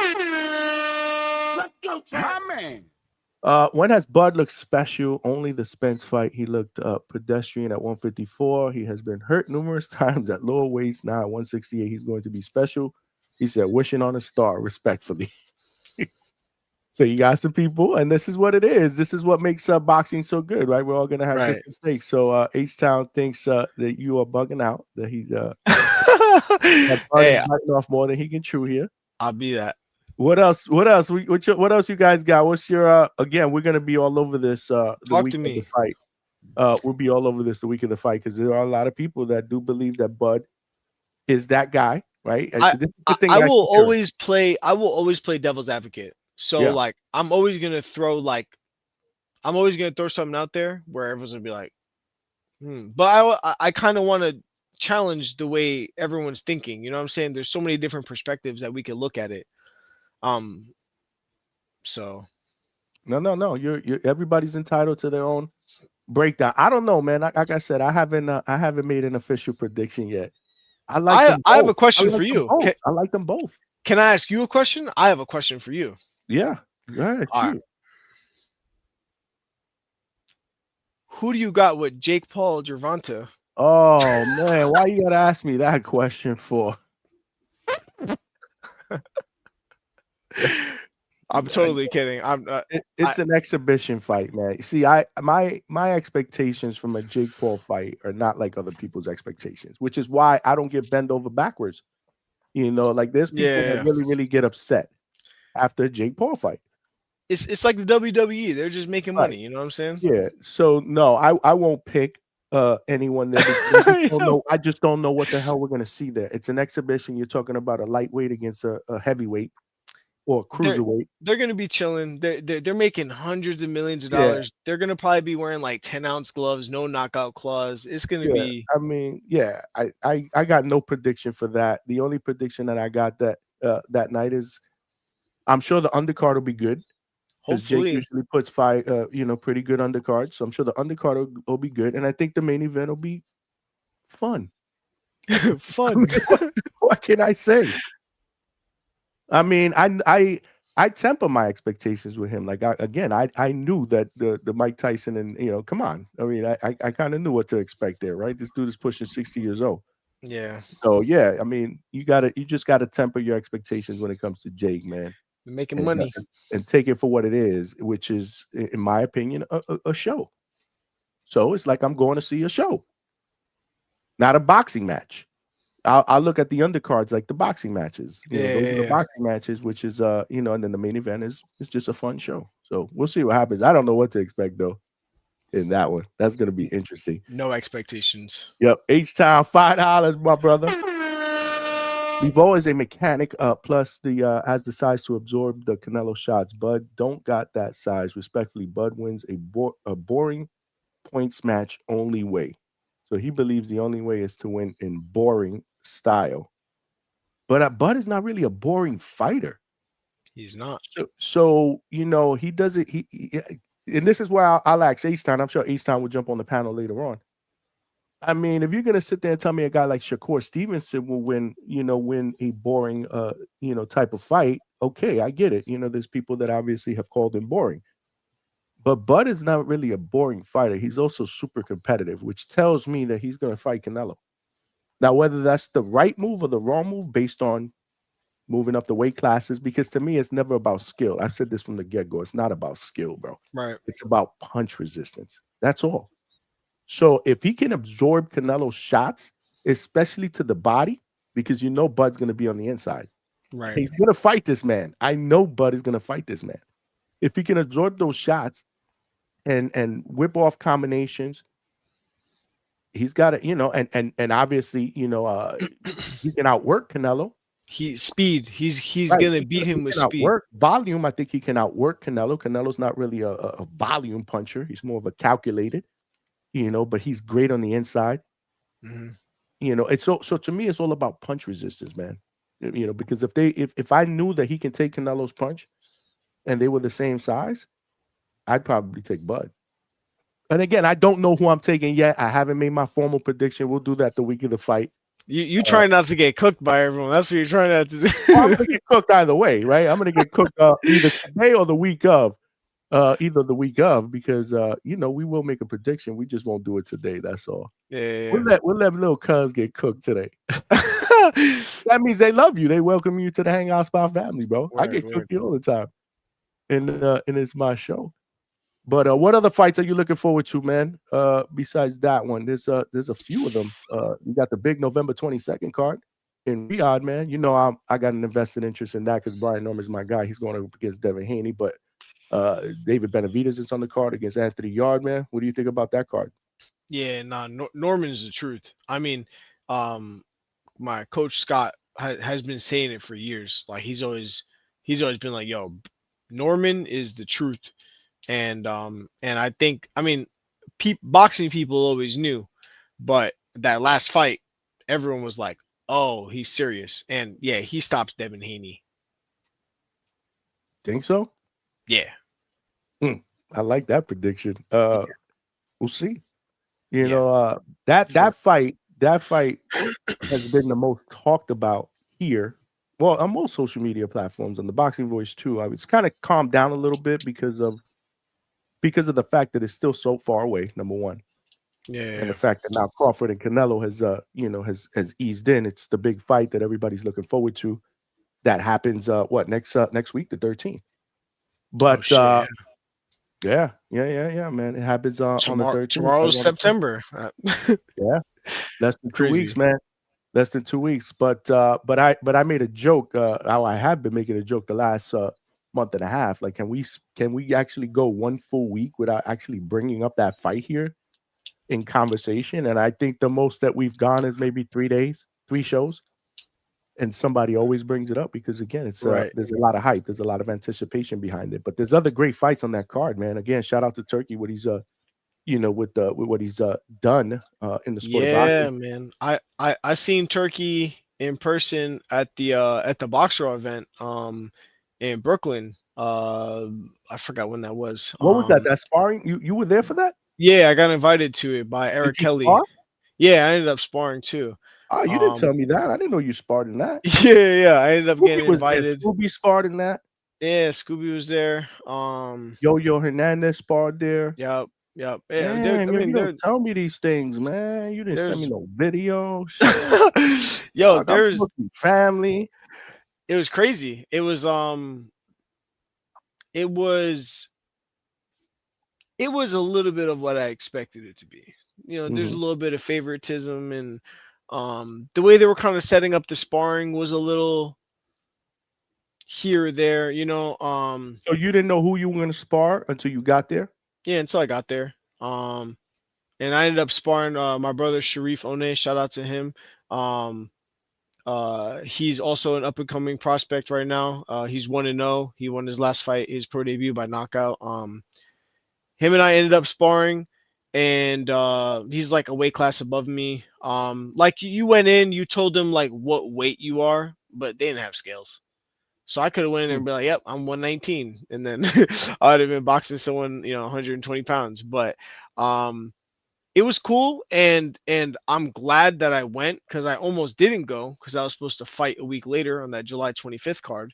But everything happens for a reason, right? That card ended up getting scratched and everything. But I ended up getting connected with BoxRaw through that, and right now it's in the works. But I ended up last Monday, I did a photo shoot with BoxRaw, and I've been keeping it on the DL. A lot of like the photos and everything is gonna come out soon. But myself and my coach, my mitt coach Chanel, her and I both we took photos wearing box raw gear and all that in New York City. We went to like 3 different spots. It was fucking awesome experience. It was crazy. Damn, that's what's up, man. I didn't know. Yeah, That's good. That's good work, man. Good exposure for you as well. I know I threw your name when Turkey was asking like for people to tweet names for potential fighters in the undercard and tweet them, copy whatever. I tweeted yours there. mad Uh, love. you just never know because he was looking Yeah, for young fighters. I was like, yo, my cousin, he's young, he's exciting. I Uh, appreciate that. I'm I'll get surprised. there. Yeah, no, absolutely. I'm surprised they didn't put Scooby because they said he got some good work in there and So I'm saying it's favoritism. You know what I'm saying? Like mm, I feel like they already knew who they wanted in that moment. You know what I'm saying? Like before the event even happened, they already knew who they were looking at. Because if you look at it, right, if you're looking at it from the perspective of like performance and then like social media attention, going viral, all that stuff, like everyone was saying to put Kurt on it, but they didn't. You know what I'm saying? Not nothing against the person they did put on, but I mean, it's like they already kind of there was behind the scenes incorporated. Does that make sense? yeah, no, that makes perfect sense. Absolutely, absolutely. He is fighting on the week after though. He'll be fighting on the 19th, Sony Hall, New York City. Mm-hmm. Hopefully not just I want to see if you can get up in a pro box card or something out here in Florida, man. That would be dope. That's a part of the plan. We're definitely looking to make a move down there soon, very soon. We're looking No, to that's get some more experience. We kind of want to build up a little bit more, kind of sharpen our tools, and then go down there. Because I mean, pro box is different down there. Like, excuse me, a lot of these cards, a lot of the promotions are very A side, B side, where this person's being promoted. Let's bring in this person, where they kind of have an idea that they're more than likely going to win and whatnot, right? So, but when you go down to a pro box card, there's no A side, B side. There's no like one person's being pushed more than the other. We're talking about two people that are like both taking a risk. Everyone takes a risk in professional boxing, but pro box is known to be like, yo, you go down there, you better fight your ass off. No, I love pro box and they treat me like family. Shout out to my pro box family. But yeah, they pit fighters, 50-50 caliber fighters, man. Guys that are gonna go in there and they're gonna squabble. And fight. You know? Yeah, no, they don't incorporate the running. They don't want the Tom and Jerry shit, whatever Yep. Ricky calls it. They don't play that, So they want guys that are gonna go in there and they're gonna put it out on the line. And they got young guys, a lot of good young prospects that are fighting other good prospects 5-6 fights in, bro, testing them. Yep. Instead of babying them or whatnot. But that would be perfect. That would be a perfect platform. We got to speak that into existence. We'll continue For to talk sure. about It'll that. happen. Obviously, I'm going to be talking to some people that I know, man. Whatever I can do to assist, I'm certainly going to be there. One fight that I did want to get your take. Damn, I've had you on for over an hour and change. I'll get you out of here shortly. It's all Uh, good. but this is just a great conversation. Hopefully, you guys in the Facts. chat are enjoying it as much as I am. This is special for me, man, because I interview everybody. Prospects, champions, fighters, trainers, broadcasters, legends, man. But this is blood, man. This is different, man. This is different. So it's special for me. But I put a poll out before the show because obviously there's a lot of talk about a potential Teofimo and Shakur fight happening early in 2026. Woo! Shakur was on a podcast recently, and we'll talk about that later. But if that fight happens, I put out a poll, man. Initially, who do you got in that fight? You're about to have me on this shit for another hour. Wow, baby. All right. I got Shakur winning against Teofimo. Okay. I think that all right. So, and honestly, I'm glad we're talking about this because I was gonna flip the script and ask you this question too. I understand when you are a fan, an enthusiast, right? Genuinely enjoying watching boxing. I completely understand how running or boxing could be interpreted or perceived as boring. I completely understand. But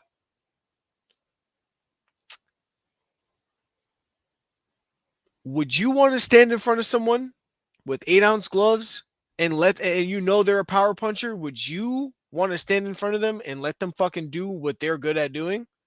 Or would you focus a whole camp on avoiding that left hook by circling, or avoiding that big right hand by circling, right?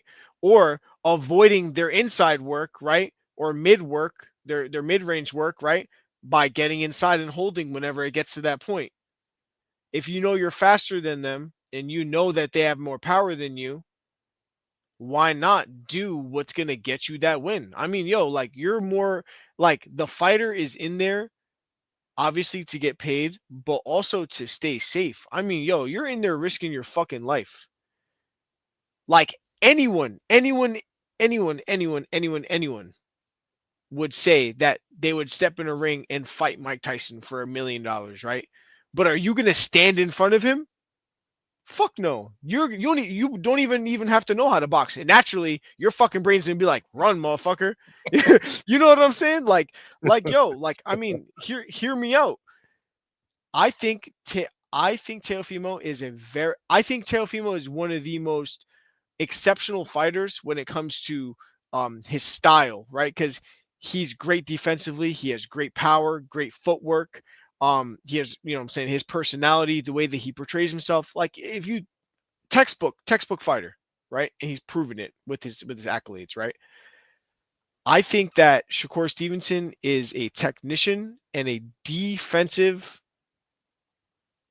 I'm not going to call him a defensive master, but he knows how to not get hit with big shots. And it may look boring, but he knows how to win. Yep. And I'll go out on a limb and say I think he is a defensive master. I don't think that what he does is boring. We've had that conversation here on the show. Yeah, I love I'll watch I, that shit for 12 3-minute rounds. You know what I'm saying? I love the sweet science, man.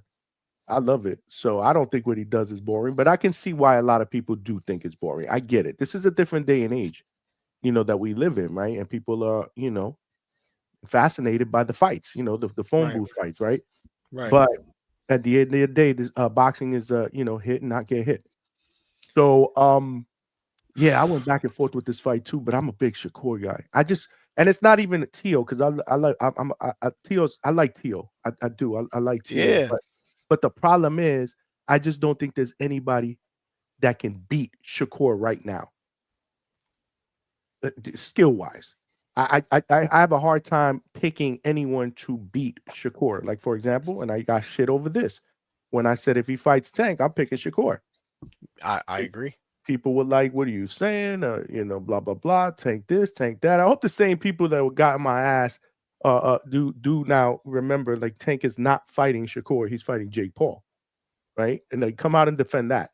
But anyhow, I get it, because Tank is a gifted fighter too, and this is why we wanted to see them. Like, I fuck with Tank, but at the end of the day, it's okay to hold some of your favorite fighters accountable. We want to see you challenge yourself against the best in the division. So I've always wanted to see that fight. If people ask me, what are the top 3 fights that you want to see, that, I'm Tank Shakur, Canelo Benavidez, and I forget what the third one is, but my point is, it's just hard for me to pick against Shakur. Ennis Crawford is one of my, like, Ennis Crawford. Ennis Crawford is like a fight that I need to see before I die. Wow, I don't even know if that happens, dude. Nah, because I know Ennis just went up to 54, but depending on after this fight, plus Crawford is not. But Crawford could go down to 54. I doubt the Crawford goes back, man. I mean, I don't know what. See, this is the most fascinating thing about this. Like, what if Crawford wins? What happens next? Is he going to stay at 168? Obviously, you think they're probably going to have a rematch.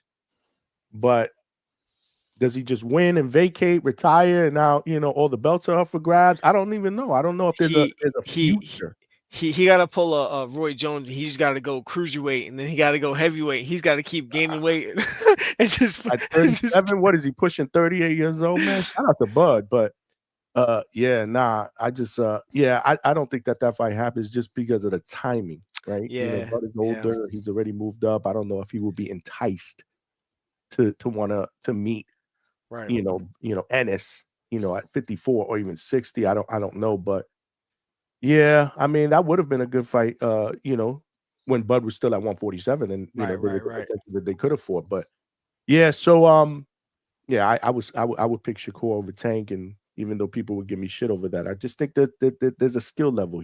To me, he's a special fighter. He really is. So who do you got with Teofimo and Oh, Shakur? I just like I said, I can't pick anybody to beat Shakur, so I would take Shakur. And right now, what do we got in the poll? Oh, they're yeah. Right now, about what 80 people voted, and 62% believe that Shakur wins, 32% believe Tio wins, and 6% believe that it could be a draw. Okay, Interesting. damn. Hey, interesting voting. You If know you what's guys haven't crazy? voted, make sure you vote. When Teofimo fought Barboza, I thought that it was going to be a lot closer fight. Teofimo looked He, spectacular in that he's fight. super skilled, Tiafimo. Yeah, no, I get it, Super. but it's different. I would definitely favor Shakur, but it wouldn't surprise me. We got Treetop here. Is this little bro? Oh, that's Little my Lou? little Ah, tree. little bro is in the building. He went Treetop. Like, who's Treetop? Little bro That's is in the building. that's Lil Voodoo Lou. There you go. That's what's up. We see you, Treetop. We see you, Lil Lou. Shout out to Lil Lou. We love you. I'm here with Peter Voodoo Latorre in the building. Shit, I've had you on an hour and a half, man. So That's fire.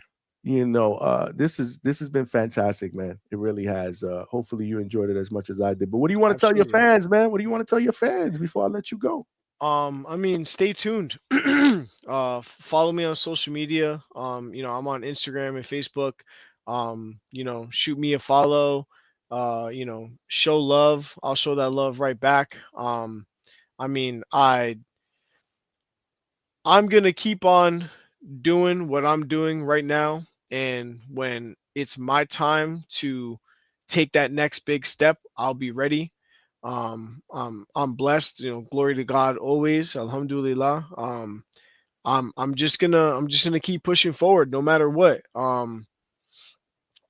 I genuinely believe that if I'm given the opportunity, I could be a world champion. I will be a world champion. I just need the opportunity, right?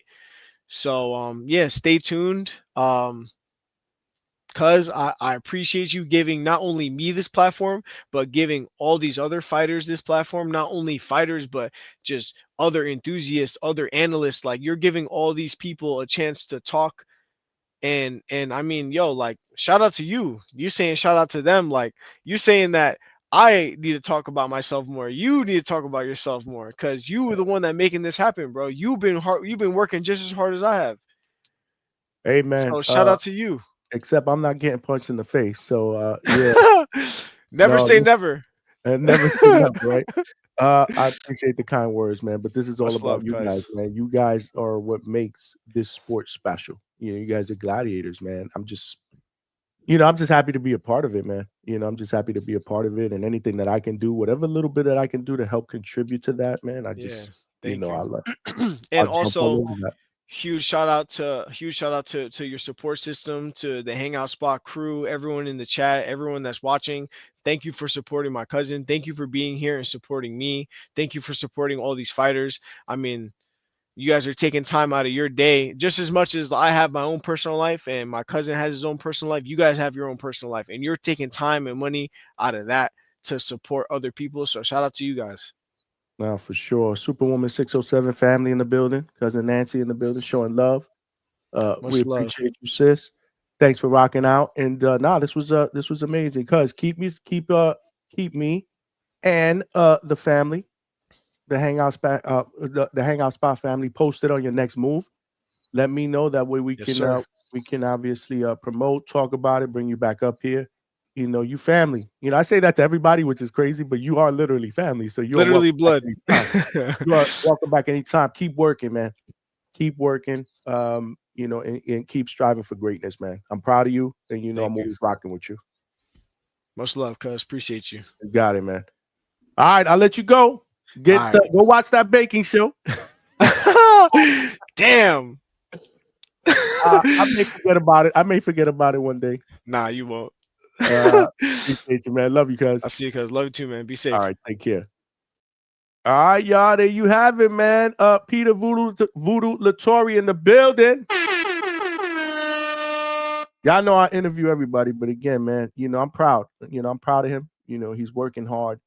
Managing a lot of different things in his life. This was a great interview because I just wanted everybody to get to hear his story, man. You're talking about a military vet, former Marine, honorable discharge, still doing weapons training, going to school, it's just always wanting to reach out and help former military vets as well. He's married, and he's training, for fights. This is 5 fights in the last calendar year. And he started boxing late, but nothing is impossible in life. If you want something, go after it. It doesn't matter how old you are. Give it a shot. There's no failure in trying. And I remember telling him that when we spoke before, when he was an amateur about wanting to turn pro and concerned, like, do I have enough experience? I'm like, if you feel you do, go for it. Who am I? Who is anybody to tell you that you're not ready or you won't be a good professional fighter? And even if you aren't, you aren't. Be satisfied with giving it a shot and going for it. We're gonna love you either way, And he's doing his thing, man. He's doing his thing. Let him continue to progress in the sport, and you never know what happens. You never know what happens, man. So shout out to my cousin who's off to a blistering start to his pro career. Hopefully you guys enjoyed that, man. Hopefully you guys enjoyed that interview. Shout out to all of y'all that participated in the chat, man. I know y'all didn't like his takes on Bud and Canelo. He's a Bud guy, and I get it, man. It's never a skill thing for me, man. With those two, I've said it all along, bro. I think Bud is probably, if you look at it all around, probably the more skillful fighter out of the two, and that doesn't say that Canelo's not skillful. He's absolutely skillful. But we're talking about two fighters that are considered top 5. Top 3, depending on who you ask, pound for pound in the world, and they've been on that pound for pound list for years. 2-time undisputed Bud Crawford in 2 different weight classes. You're talking about the undisputed king at 168. I give Bud a lot of credit for moving up, even though some of you guys may think this is a money grab. I do think that I don't think this is a money grab. I think that Bud genuinely the competitive, the competitive fighter in him believes like, yeah, I can move up 2 weight classes and I can beat this guy. So, hopefully we're in store for a banger. I've questioned, will it deliver, right? People are calling it the fight of the decade. Some people I heard on a couple of other podcasts calling it the fight of the century, which I think is far-fetched, right? But especially for a fight that realistically, like, the fans were not calling for. Like, let's be real. We embrace this fight because it's here, and obviously the intrigue and the storylines and the fact that you got 2 guys that are, again, considered the best in the world, top 5, top 3, top 4, whatever it is, pound for pound. But it wasn't really a fight that people were like screaming about. Like, more people wanted to see Canelo against Benavidez. People wanted to see Floyd and Pacquiao. Back in the days, people wanted to see Sugar Ray and Hagler. I don't think that there were a lot of fight fans that were screaming they wanted to see Crawford move up to face Canelo. I think a lot of us, like me, thought that this was a fight that really wasn't realistic, right? Because of the difference in weight classes. At that point in time, Bud was at 147. Canelo was already fighting, dudes at 175, at 168 and 175. So I just didn't really think it was realistic. I mean, but if they were in the same weight class for years, yeah, obviously, absolutely, we want to see both of them clash, right? Just like we want to see Shakur and Tank, who are in the same weight class, but still have not signed up to fight each other and may never sign up to fight each other, especially now with Tank fighting Jake Paul. But I do like this Shakur and Teo fight. I hope it happens. I hope it happens. He did a recent interview where he talked about that. And he said that according to Teo, or conversations that he's had with Teo, the Teo is with it. Teo wants to make it happen. Obviously, all the business part, all the outside business, people have to make that happen. But if the fighters want to fight, then there's a good chance that it will happen. We saw that. We saw that with Bud and Terrence. I mean, they kind of, picked up the phone, called each other. The fight was made. And we got the fight that everybody wanted to see. That was a fight also. Now that was a fight that people wanted to see for years. But they were in the same division, right? The two of the best in the division. Those are the fights I like to see. That's why I wanted to see Benavidez and Canelo when Benavidez was at 168, because to me, I thought he was the second best fighter behind Canelo at 168. We never saw that. He moved up.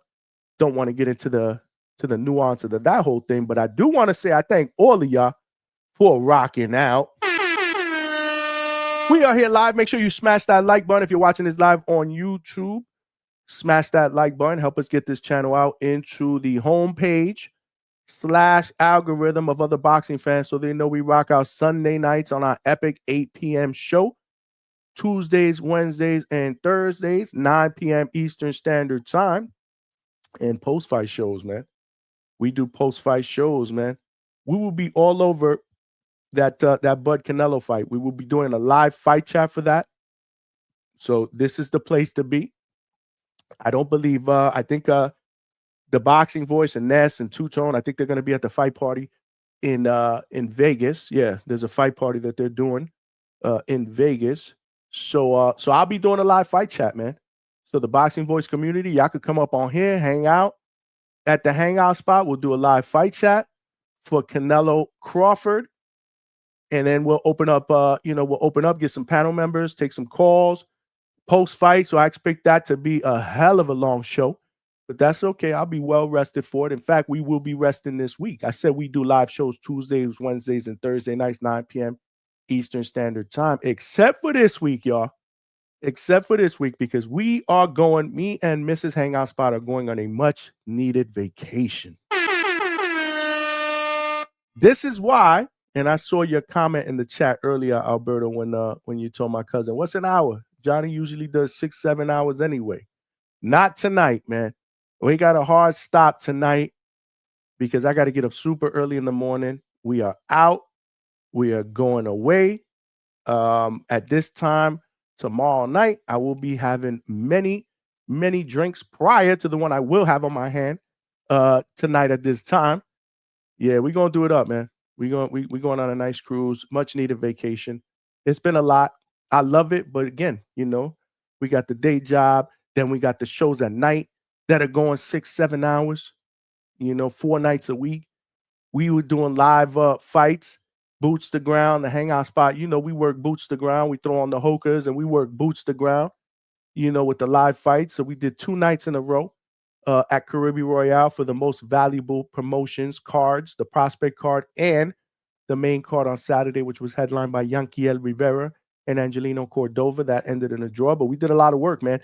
If you guys haven't checked out all those post-fight interviews that we did here at the Hangout Spot, we did interviews with Xander Zayas, the WBO 154-pound champion. I did a post-fight. Well, actually, he wasn't fighting. I shouldn't say post-fight, but he was at the fight to support Yanquiel Rivera, who's like a brother to him, who was fighting in the main event. So Xander was in the building. I did an interview with Xander, and we did a lot of other interviews as well. So if you hadn't checked that out, make sure you check out all of our interviews. They are there. They're up at the Hangout Spot on YouTube. If you're watching this live on X, make sure you guys retweet, share, follow me on that platform. We're trying to build our family base over there. More importantly, come on over here. Same thing on Facebook. If you're watching this live on Facebook, shout out to all the family that came out to support my little cousin. Appreciate y'all. And definitely subscribe, y'all. Definitely subscribe to the channel. Tell a friend to subscribe. We're trying to get to that next goal of 3K subscribers. We've only been doing boxing content for 16 months and change. We are cooking. We are moving fast. There are power in numbers. We need more family members. We need more passengers on this train so that we can turn this bitch into a locomotive. With that, we need some more subscribers, man. Subscribers turn into callers. Subscribers turn into more people in the chat. We are at 2,540 subscribers right now. Let's at least get to 2,600, and then we can move slowly but surely to that next goal of 3K. Let's go, champ.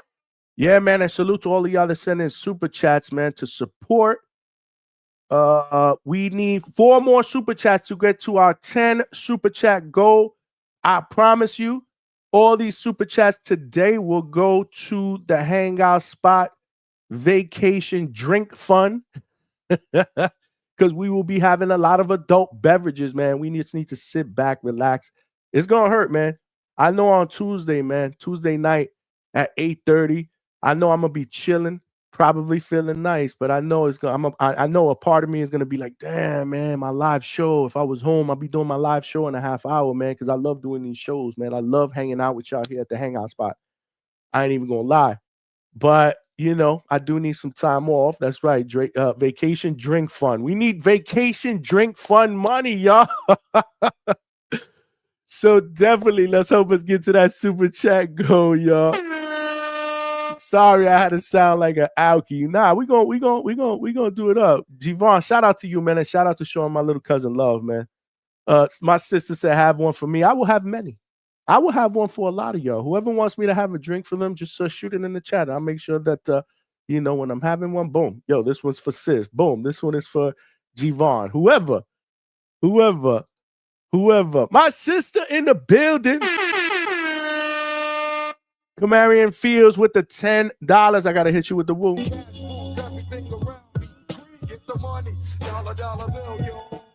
Straight cash, homie. Appreciate you, sis. Have fun and be safe. Blessings to you and your beautiful queen. Thank you. No, we're going to have a good time, man.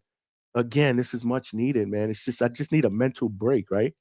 I will have my phone on me. Not sure how much I will be on it, but if you follow me on IG, make sure you are, because I'm going to be throwing pics up there, you know, little short stuff of some of the things that we're going to be doing on our cruise to the Bahamas. So definitely follow me on IG. I am going to be setting up some shorts that I am going to be putting out during the week. I'm presetting those.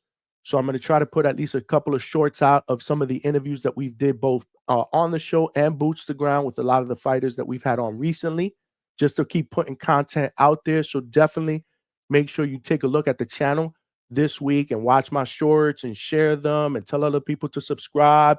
You know, we're going to continue to try to keep that flow going, even though we're not physically here. There's a way for me to be able to still put out content. Again, I will have my phone, so there will be times where I'm going to be able to put out some content. Hey, if I could go on live for just a little bit, depending on where we at in the Wi-Fi service, maybe I'll do that. So make sure not only are you subscribed, but you have your notifications on. So if I do go live, you get a notification and you can come chill with me. But we will be back. We won't be doing anything Tuesday, Wednesday, and Thursday because we'll be away, but we'll be back Friday. So I may do a show. I may do a live show depending on what's going on during the week. Or if I get a guest, there are a couple of guests that are pending that I've been trying to get on. So if we can get one of those locked in and they you know, and they're willing to do Friday, I may do a Friday night show, 9 p.m. Eastern Standard Time. And then, then Alberto, then maybe we'll do that one for 6-7 hours. But we can't do 6 hours tonight, man. I got to get up super duper early, man. So we'll do a few more hours. Let's talk this boxing. We did put a post out there. Appreciate all of y'all. Camarian Fields, appreciate you for the super chat. Thank you. I will have a drink in your name. That's for sure. That is for sure. For sure. We got Curtis Robinson, my guy, with the $2 said, enjoy yourself, you and her. Thank you, brother. Thank you, man. We're going to have a good time, man. We're going to do it up, man. Just some QT time with Mrs. Hangout Spot, man, my best friend, the person that pushed me to do this, man. And, you know, I'm glad I listened to him, man, because I'm enjoying this, man. We are growing. I love talking boxing. I love doing it here at the Hangout Spot with you guys, you know, and the fact that we are growing at a fast pace is exciting. You know, I just want to look ahead and be like, you know, as we continue to grow together, like, where can we be in another year? Where can we be in another 2 years? That's the most exciting part. That's what keeps me motivated to continue to do these shows, continue to do this work, continue to talk this boxing, you know, get these interviews, man. Boots to ground. You know what I'm saying? Like, this is what we do. Coach Brian Norman Sr. in the building. Coach, I was like, damn, I haven't seen Coach in the chat in a minute. Jump on in the chat, Coach.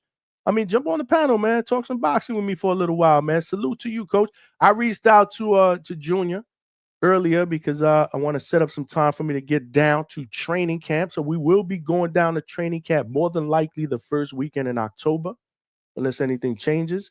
The Hangout Spot will be live and direct. Brian Norman Jr., the WBO welterweight champion, baby. We are getting ready for that big fight November 22nd against Devin Haney in Riyadh. Training has already started. If you ain't following me, if you ain't following Brian Sr., if you ain't following Brian Jr., the champion, on IG, they're putting out all type of short clips. I'm being tagged on them. Thank you, coach, for tagging me so that we can spread the word. You know, we are the Norman spot. Let me put the link in the chat so we can talk some boxing. I want to see if I can get coach up in here. Talk that boxing shit with me. Give us an update on what's going on. So I just threw the link in the chat, coach, if you want to jump in. If you want to jump in, let me know. Yeah, coach Senior in the building. Shout out to all of y'all, man. Shout out to all of y'all. Shout out to all of y'all, man. Yeah, we threw the link in the chat. We're gonna get Senior up in here in a minute. But before we do that, wow, that's what I'm talking about. OC the boss, my brother with the $50. The champ is here. The champ is here. The champ is here. OC, I appreciate you, my brother, man. He said, Johnny, I'm what you call a casual drinker, but salute to you, Mrs. Hangout, and the Hangout community. Here's my contribution to the vacation and the drink fund. LOL, LOL, LOL, with the muscle emoji. Enjoy and safe travels, family. The boss, you are family, my brother. I appreciate that, man. Nothing but love, man. That's dope, man. I appreciate that. And absolutely, I will have a drink in your name, as well as a drink in the name of Brian Norman Sr. What's going on, coach? What's up? What's up? What's going on? Chilling, man. Chilling. I haven't seen you lately, man. I was like, yo, what's up with coach? He been showing me no love lately. What's good? No. I do. I be in and out, man. In and out. I know you watching. I know you watching. That Yeah. I know. But I just haven't heard you. I gotta hear you every now and then, you know? Postcards about. Yeah. I'm here. No, it's not. What's good, man? Shout out to OC the boss, who will be fighting at Border Wars. For sending the $50 donation. They sending the drink fund, coach, because I'm going on vacation this week, man. Yeah. I'm gonna send you some love in a minute. You say you good, man. You say Border Wars November the 8th, right? November the 8th. I don't think you'll be able to be in the building, right? Yeah, I will. I'll leave the day after. We made it. Well, we're gonna leave November the 9th. Oh, okay. So you're leaving that Sunday. Yeah. We're gonna I'm gonna be there Saturday. So you're going to Saudi Arabia on that Sunday. Okay, good. So you get there early. Okay, that's good. I like that. We're gonna be there Saturday though. I'm gonna be at Border Wars, man. I'm gonna come show the squad some love, man, and see what we got going on. Amazing. That's what's up. I'm gonna be in the building for that. I'm gonna see you there. Go get some boxing in before I get some boxing in. You know what I'm talking about?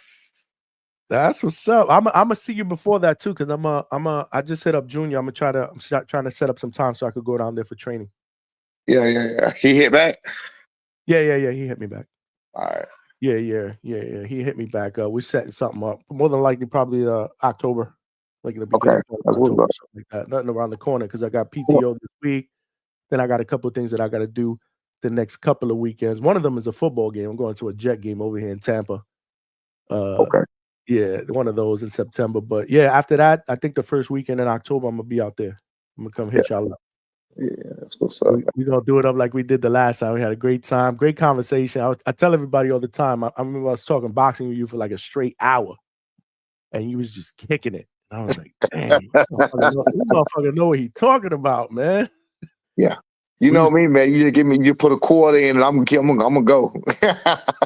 Nah, we had a good time. Great conversation at dinner, man. But we're gonna do that. We're gonna do a live show from there. I'm doing a live show from there too.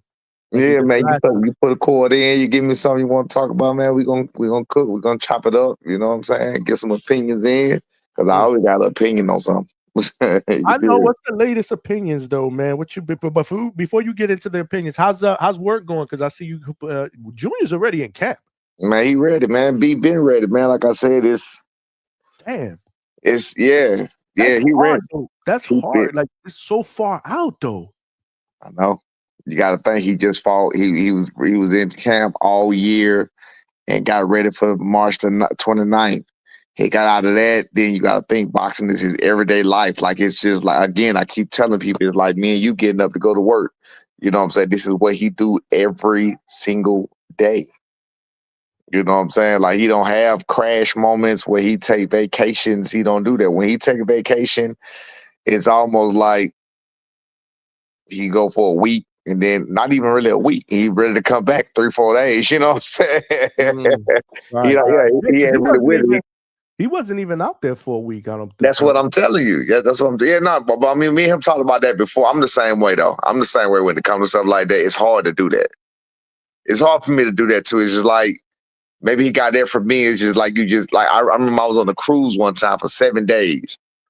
The third day, waking up like going to the third. I was ready to go to third.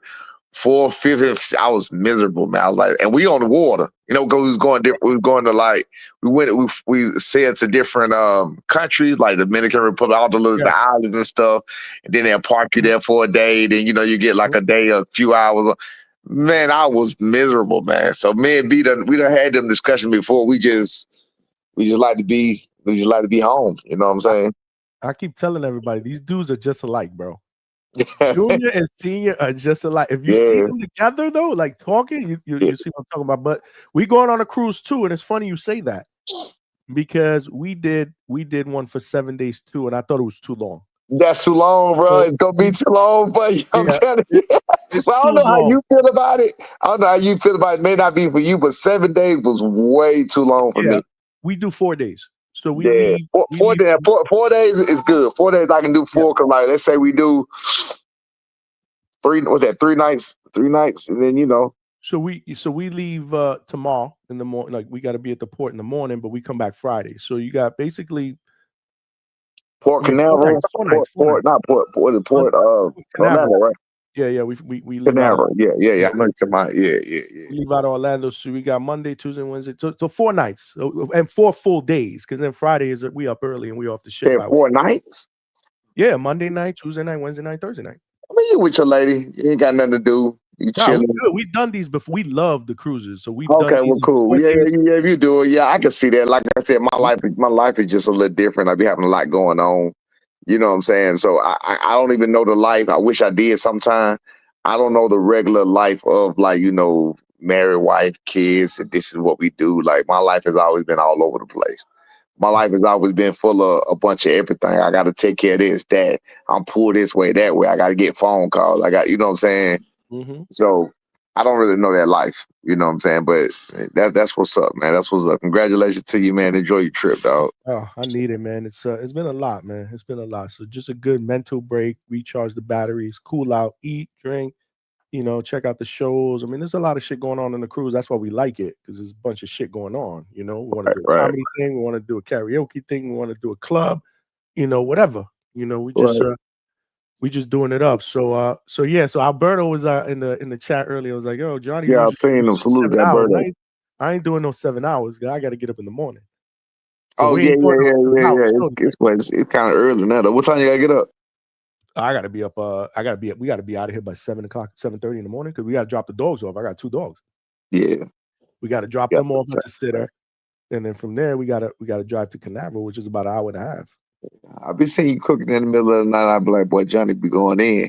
Gotta work, baby. Hey, you guys work in the gym. I gotta work behind the camera. And you see some of them times when somebody say my name, I pop in like, hey, what? I'm surprised you haven't popped in. Your name gets mentioned here every now and then. That's what I'm saying. I was like, he hasn't popped in here. Yeah. He ain't watching, sometimes I just be chilling. You know what I'm saying? I try not to respond to every single thing sometimes. You know what I'm saying? But it's all good. It's all good. It's all good. It's all love. And I do appreciate the love from some of the fans. I do see y'all, and I really appreciate y'all too. You know what I'm saying? Just let you know. Alberto said the Norman spot. Yeah. You know how we do it up, man. We just waiting for that fight, but you know, it's just so far away. Like it's just stressful. It really is. Hey man, well, we got one coming up, man. One for the books coming up, man. What you think? I need your expert breakdown. I'm going Crawford, but I need to see the first 2 rounds. I'm going Crawford because I think ability wise, Crawford can win this fight. But I need to see round 1 and round 2. Once I see round 1 and round 2, then I have a definite. You feel what I'm saying? Why is that? Because Because I need to see how he takes the punches on the arms. I need to see how he take all of that matters. People don't know what they're looking at. You feel what I'm saying? that's why I want your breakdown. Yeah, Absolutely. that's why I need to see that. I don't know. I think he will be able to. I think he will. I think he'll be better. Because correct me if I'm wrong, Coach. We talked about this earlier. I don't know if you got a chance to see my my interview with my little cousin, man. He's off to a good start to his pro career, man. The Good one you kid. just had a minute ago? Yeah. I saw some of it, yeah. Yeah. Check it out. He's a good young man. Right.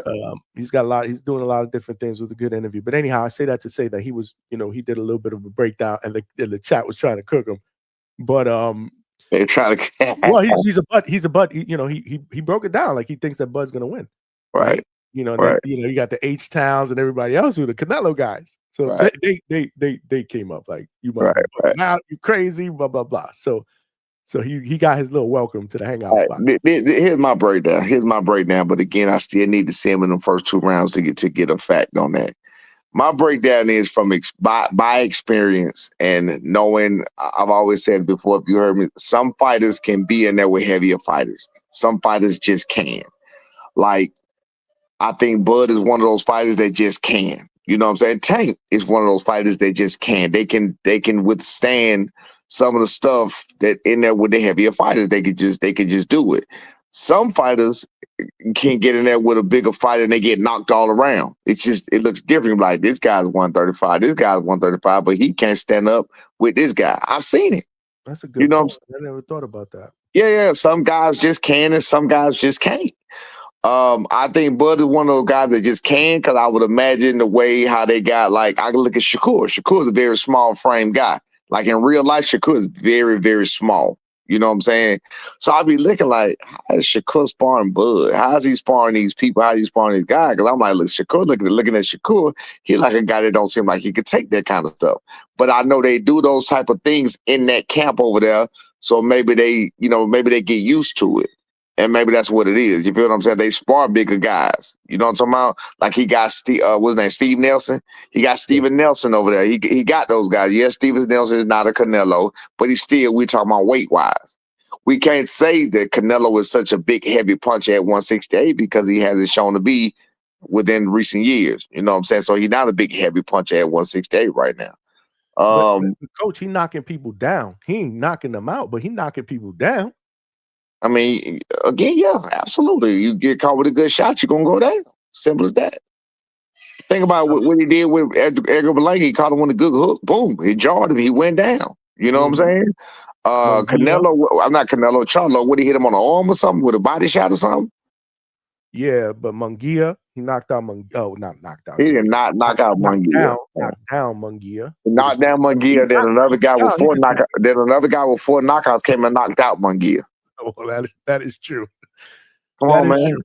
Just, we got to complete the paragraph.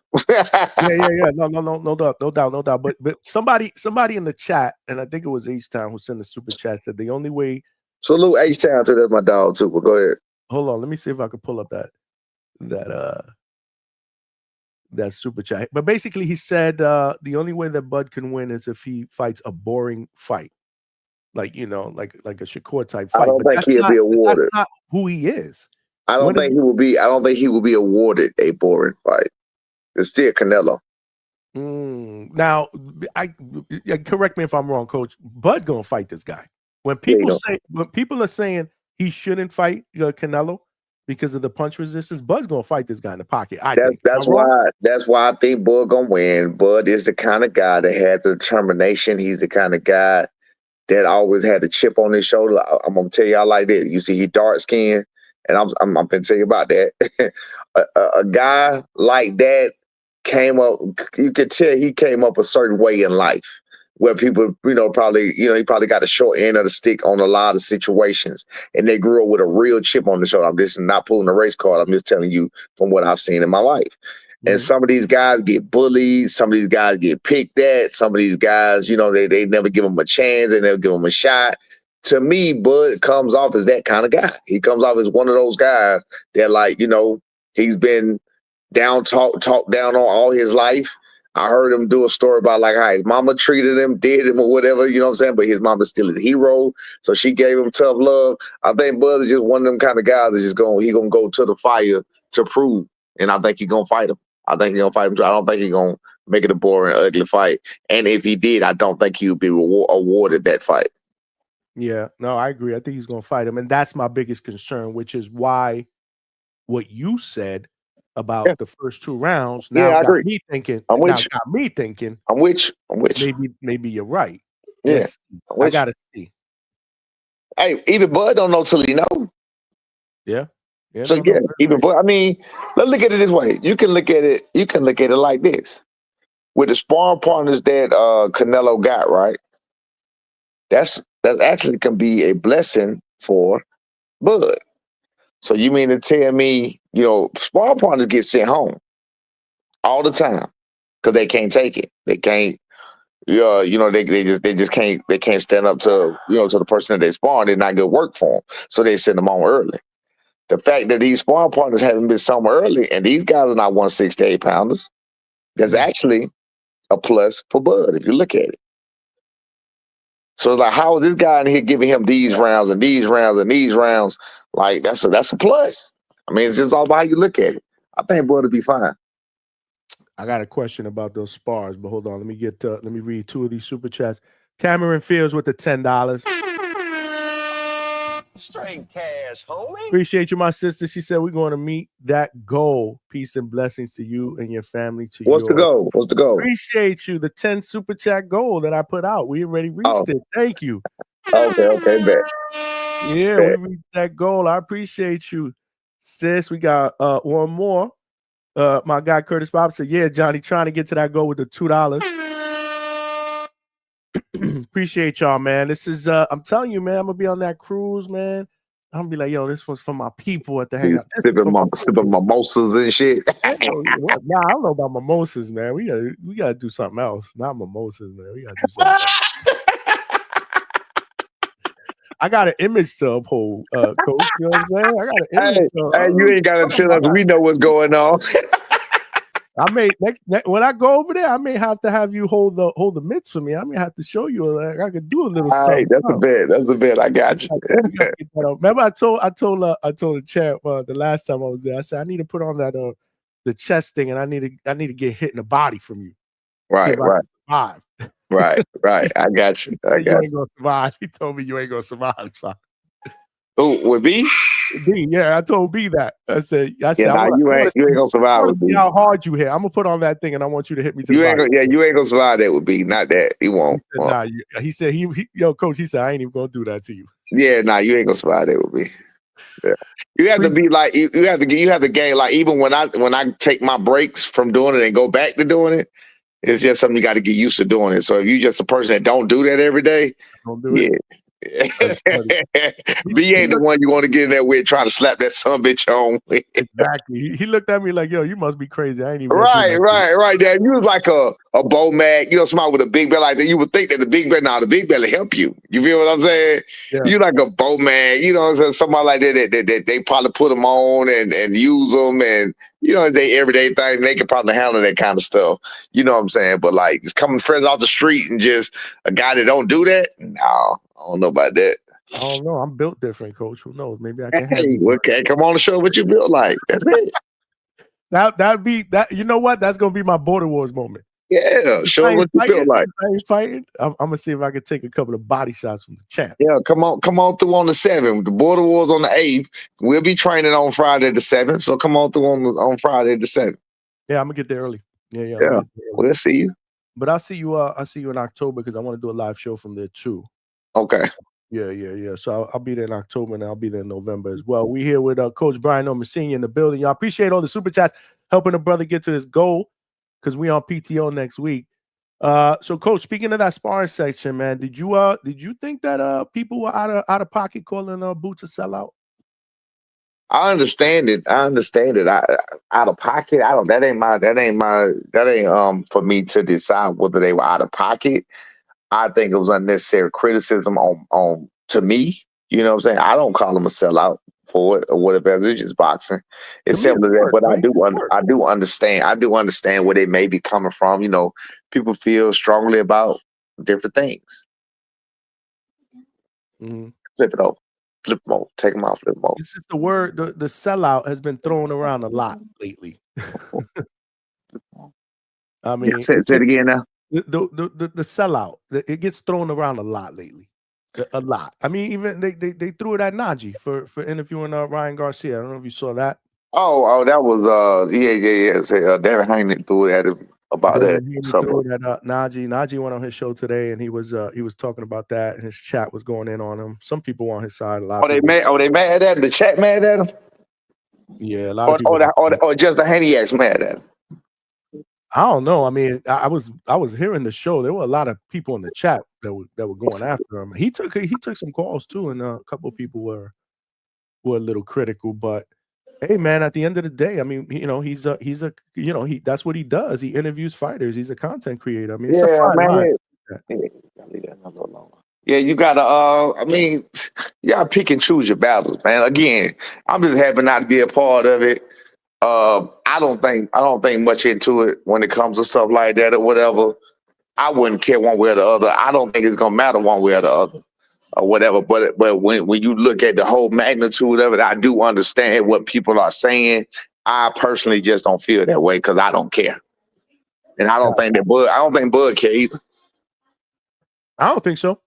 He hasn't said anything along those lines. Yeah. So like I said, if you ask me personally, I don't think it's a big deal at all. I don't think it's nothing about it you need to be crying about. The man getting experience. That's a hell of an opportunity to get, and you asking him to turn down money and a hell of an opportunity for a man that he don't even really know. So I don't know, man. So you wouldn't have had a problem with if they would have called Junior? Nah, I'm glad they did, and we ain't doing it. No. You wouldn't do well. Obviously, the timing is not good. But let's say the timing was fine. Like he didn't have a fight lined up. Not in this fight. No, not for this Crawford fight. No. Okay. Is that because of you guys have worked with Crawford in the past? Yeah, I mean, you would be a direct. Yeah, like how am I gonna say? I think Crawford gonna win. I'm rooting for Crawford, and I'm voting for Crawford to win. But I'm gonna go help the other guy attempt to beat Crawford. What kind? I'm fake on one of them ends. I'm fake. Which end am I fake on? You know what I'm saying? Yeah, no, I get what you're right. saying. Am I gonna be in camp saying, "Hey, bro, you know Crawford still gonna beat you"? Like what? And so at one of those forks in the road, I'm going to be fake either in the Canelo camp or we're going to be fake out here on the street. And I don't believe in being fake on no front. So nah, that just ain't it. Nah, that makes sense. Yeah. No, and again, I think it's good work for Canelo, man. Oh, Brian got cut off. Coach got cut off. He probably got a call or something. I'm sure he'll be jumping on back in a minute. I will throw the link in the chat if other people want to talk some boxing. Smash that like button, y'all, and help us get some new DHS family members by smashing that like button, getting this channel out into their homepage algorithm. They can see it. They can see what we're doing, and they can start rocking out with us, man. They can start rocking out with us. There you go. My bad, my damn finger hit the damn button. My bad. No, you good. You good. I was just saying. I mean, I applaud Canelo. He's trying to get the best work he possibly can. He's absolutely, but like I just said though, now that I'm thinking about it, it may be a good tell sign for Crawford. This guy that came from 147 pounds is now 154 pounds is being able to give Crawford good work. That's good. That's good for Crawford. Yeah. Absolutely, man. Yeah, it's all about how you look at it. Yeah, no, for sure. I got I put the link in the chat if somebody wants to call in and ask us a question or get involved a little bit into this boxing talk here. I also put a poll out because Shakur went on a podcast and said that Tio wants to fight him. Obviously, the whole business aspect of it has to fall in line. I don't believe Tio want to fight nobody. I'm watching Shakur and Jermaine Herring on TV right now, but I don't believe Tio want to fight that nobody. fight? You watching that? Yeah, I love that performance by Shakur. Yeah. But if I they don't were think to fight, I don't think he want to fight. I don't think Tio want to fight nobody. what if they did fight? Who would you favor in that fight? I was just talking to somebody Mill City. I was just on Mill City earlier today, and he made a good point. Now that he made that point, I can't unsee it. This performance right here with Jamel Herring is the way he would have to fight T.O., and that's the way I can see him beating T.O. If he sits around and wait like he does sometimes, like even like he did with a Williams or Payda, where he allows them to get off and just uses defense and stuff like that, I mean, it'll be a little harder for him. It'll be a 50-50 fight then. But if he attacks, what's his name, T.O., Yo. I think and keep him on the back foot and keep him having to react to him, I got Shakur. And so does mostly everybody that has voted. We got close to 100 votes. 63% believe Shakur can win. 31% T.O. and 6% believe it can end in a draw. I'd love to see if we see it. Again, it's gonna be depending on how Shakur fight. That's what it's going. And of course T.O. fight, because if it's 50-50 on the other end and T.O. go out there and shit a egg again, shit a goose egg again, then we know what's gonna happen. You know what I'm saying? Mhm. So it just depends on a lot of factors, and people got to understand that any fighter can lose on any given day. You just never know what's going on. That's just the way it is. So I'm sick of these people thinking their fighters are unstoppable, undefeatable. Nah, everybody can be beat on any given day. You just got to know what's going on. The timing is everything. Dope. H-Town, I want to say what's up, Coach. What up, Coach? H-Town? What's What up, up, Johnny? dog? You all right? What up, H-Town? Yeah. Hey, repping the team every time I get a chance. The haters gonna hate. All day, man. I appreciate it, man. Let them keep hating, man. You fighting a good fight. H-Town get a lot of hate over there. Yeah, I know. Oh, bro. I know. Hey, but he fighting a good fight. They want to jump the old man. You got the young guys wanting to jump the old man. Hey man, hey look, if they can't beat you, they got. I mean, if they can't beat you with words, they got to try to beat you. You know what I'm saying? They want to beat up on you, man. Don't worry about it. You're doing a good thing. Man. That means you're doing something right. That means you're doing something right, man. But hey, Coach, on this Canelo and Bud fight, like people keep saying, like, oh, he could walk Canelo down once Canelo gets tired.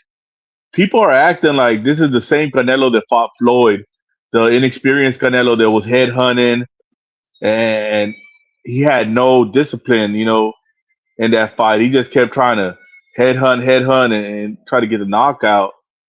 This is a very different Canelo. This Canelo now knows to beat up the hips, beat up the arms, beat up the shoulders. And that's He's not going to be headhunting no more. Absolutely. And that's what I'm saying about. That's why I got to see the first round and second round to see how, Bud reacts to that. To see, what I'm saying, if he goes for that, see if he starts that late. But I mean, I would know if it's going to be a good competitive fight after 1 or 2 rounds. You know what I'm saying? That's what I would know. You feel me? But I do understand. He's definitely not the same Canelo that Floyd fought at all. He's not even the same dynamics of a person. He a grown man now. And people keep saying, well, Floyd got him tired. But Floyd had the footwork, and he had the right defense to be able to stand in front of him and make him miss those shots. Bud can't stand in front of him like Floyd did, just against the ropes. Yeah. If he does that, he's gonna work them ribs, work them hits, and by round 8, Bud's gonna be the one tired. This ain't 28-year-old Bud. This Bud ain't a spring chicken either. We got 2 weeks, 36. Right? We got 2 weeks. Yep. So we got 2 weeks, man. Look, that's why this fight just became interesting. I hate they let it marinate for 4 or 5 or 4.5 months. That's ridiculous. You know what I'm saying? But we here now, and we get to see it. So we're gonna find out, man. We're gonna find out. And I could see Bud winning a points match, but then again, Bud's gonna fall a victim to who he is. Mm-hmm. He's gonna want to be a dog. He's gonna want to exchange. Yeah, I agree. I believe he could fight a fight like Shakur and be born and win. I believe he could do that. But I don't think his pride will let him do that, and that's what's gonna do him in. I don't know if they'd give him the win if he did that, dog. That's still Canelo. Canelo is still the cash cow. But it will give him a rematch regardless, because everybody's going to be saying, hey, Canelo lost that fight. He needs a rematch. He'll be all over the internet, be going crazy. He'll get another payday. If he goes in there and gets knocked out, he ain't getting no other payday. You know? Right. Well, I mean, hell, $70-some million. Is he gonna need another payday? Yeah, exactly. Very good point. Very good point. Yeah, $70 million. I don't know if he gonna need another payday. Everybody gonna be eating that night. Oh man, all of goddamn Omaha. He gonna buy. I'm telling you, man, it's not gonna be Omaha no more. It's gonna be called Crawford, the state of Crawford. He gonna buy the whole goddamn state. It ain't gonna be the potato state no Yeah, more. no more Nebraska. There'll be no more Nebraska. It's the state of Crawford. Yeah, man. What's up? Yeah, it's man, I can't believe we're here again. Like Coach said, they've just been talking about this fight A forever. long time. Than being in Haney, man. Yeah, long. I mean, that's gonna do the same thing. It's like you said, it's getting closer. We got under 3 months now, so that's good. So we down to 2 for us. We down to 2 months in a couple of weeks, so that's good. That's real good. So we feel good about that. You know what I'm saying? The same reason I give a Shakur the edge against Teal is because Shakur don't give a damn about the booze. Shakur's gonna stay in his game plan. He's gonna point you to death, and he's gonna work the whole goddamn ring. And he ain't gonna put himself in risk. Now, if he sees you getting tired and he sees that your punches don't have the sting that were had in the first couple of rounds, then he'll get in there and mix it up. But if you solid 12, he's gonna stay away 12 and jab you to death. 1-2 run, 1-2 run. You talking about Shakur? You talking about Shakur against who? Shakur and Teal. Okay. Yeah. So that's why I see Shakur beating Teal, and Teal's had frustrating moments with movers lately, and he didn't have those moments at 135. I mean, but I don't know. This weight must have slowed him down, and that's a prime example. This guy's only gone up one weight class, and he's already slowed down, and he can't catch up to these faster guys. So that's the other question with Bud. Is he going to slow down at 168? People just keep acting like he's going to come in with the same foot speed. That's what makes this fight so intriguing. I've been saying it for the longest time that if the one word that I would use to describe this fight is intriguing. It's definitely damn intriguing. If it ain't nothing else, it's definitely intriguing. Hey, I'm Coach, intrigued. Hey, I'm intrigued like hell. Hey, listen, man. Yeah, absolutely. I ain't gonna lie. And you got these guys that don't know the difference between good footwork and fast footwork. You don't have to have fast footwork to have good footwork. I mean, when have you seen Canelo out of balance, out of position, you know? And absolutely. Then the things he excels at are the things they say Bud's going to do. Man, Canelo's got it. Fast hands and great counters. Counters are the number one thing in boxing IQ. That means you know when to move and when to hit, you know, and timing. So I just don't see the in the pocket fight all these people keep clamoring about.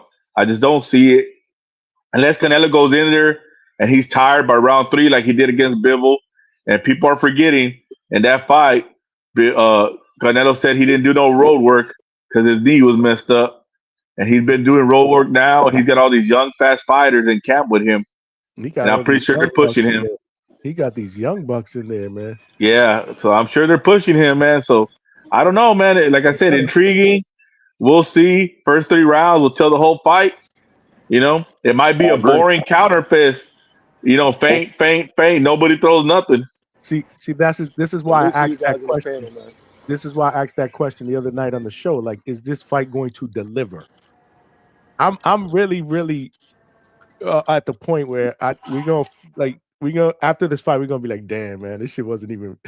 This shit was boring. Like, Don't say that. What kind of shit is that? I'm not trying to speak that shit into existence. That's just the. You can't be saying that, man. I'm like, man, I just hope we're not doing a post fight. For you to say that, listen. For you to say that, it sounds like you putting that shit out there just so you can say like I told you so. After, don't be doing that shit. We don't need that out there. See, you know, I'm not like that. I'm not. I told you but so guy. Hey, that was my original prediction for this fight. A boring fight. A boring counter punching fight. Y'all don't start that shit there because I don't want to hear nothing. I told you so. This is on the Bud Crawford and Canelo fight, right? Yeah, what you guys speak the truth? You got something for the coach? Listen, man, I just want to say first to Brian Norman Senior, man, salute to you, my brother. Salute. Don't make it like you no more, man, for sure. They don't make him Appreciate, like Brian Norman Jr. no more. And senior, for sure. I respect you, man. But appreciate now you. the Canelo and Crawford fight, I don't know why, but I'm getting that this fight probably would be a draw. I'm not gonna lie, I feel like it'll be Draw. a draw for This one. ain't PBC. This ain't PBC. Ain't got nothing to do with it. They don't want to get draws. He said PBC. Nah, literally. Only reason I say that is because I know Turkey rocks with Bud. You feel me? But then I know Turkey wants Canelo to face Shiraz because he been putting that out there as well too. So I'm like, damn, if it's a close fight, feel me? You still got Canelo being undisputed. That wouldn't really be a loss for Crawford. You feel me? Because we know he gonna put on that great determination that he got. We know he at least coming to, put some pain in. But I literally try to see it as a draw right now. We're not even trying to see it. I can't see it the other way but a draw. Honestly. Well, let's hope that ain't true. Then we don't want no damn speak draw. that. You that talk about also me, that coach. Don't also speak says that a shit lot. into Yeah, that's existence. what I said. We don't want no damn draw. We're hoping ain't no Look, draw. and that also I'd rather saves see a a lot of money. one-sided fight. Cause big is money, you feel me? The biggest odds, a lot of people gonna lose money on that. Cause a lot of people got Crawford knocking Canelo out. A lot of other people got Canelo knocking Crawford out. So I'm like, damn, what a way would it be good for Vegas? They'll probably make it a draw. It be a lot of big money in these fights, man. So and I be betting this shit. So it's like, nah, I think I'm gonna go safer with the draw then. Honestly, even though I want Crawford to beat Canelo, but in my mind I'm like, damn, that's still Canelo. It's still for me. Bud going up to 168, so it may be tough, but I only can see it as a draw. And I've been right so far on my prediction. I've been making some money. I ain't gonna lie, I've been making my money, especially on your son, man. I've been definitely making your. Yo, bro, you don't understand, bro. I woke up at like 3 in the morning. Mind you, I'm in New York, and New York is fucking with y'all heavy. For sure. Appreciate it. Bro, when I tell you, bro, that's all I put my mans on. Like, yo, bro, you gotta watch this kid, bro. This kid is different. Yeah. He ain't nobody knocking niggas out with a jab like that. That shit was different. Right. So yeah, bro, I made like at least $5K with Brian Norman Jr., man. I ain't gonna lie, proof and all that with the Sasaki fight. I put 500 on the 1, 2, 3, and then I put I think it was 4 to 6. Who this on? Sasaki?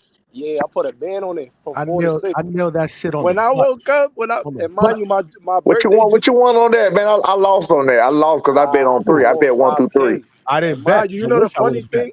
That was June 19th, my birthday, June 20th. So when I woke up the next, I was like, oh shit, I'm up thinking. That's what's up, dog. I like to hear them stories. That's what's up. Even though I lost, y'all won. That's what's up. Yeah. Hey, if you wanna put a prop bet on the Canelo fight, if they got it out there, Terrence Crawford smiles at Canelo after the first big shot he takes. Every time he gets caught good, he smiles. I'm not fucking with that fight on no bets. I'm not fucking with that fight. If I fuck with anything, I might fuck with it goes the distance. I might do that. I might bet it go the distance. But the distance they got it like at -400, so they don't really. What the distance? For the distance. So Vegas got to go in the distance as well. So okay. That's why I'm leaning towards the draw. I think that fight goes the distance though. I don't think there's a stoppage. Who you bet with them props? Who? You said what? Who you betting with? I bet with FanDuel and Fanatics. Okay. Yeah, nah. If they got a -400 going the distance, I ain't betting on nothing. I ain't betting on no. I ain't betting on no win, and I ain't betting on those. Wait, I tell you what. If they got Crawford as an underdog, what Crawford? What's the odds for just to win? Plus 150. And mind you, I thought it was gonna be higher. Yeah, 150 ain't nothing. I ain't gonna bet nothing there. Yeah, you basically gotta.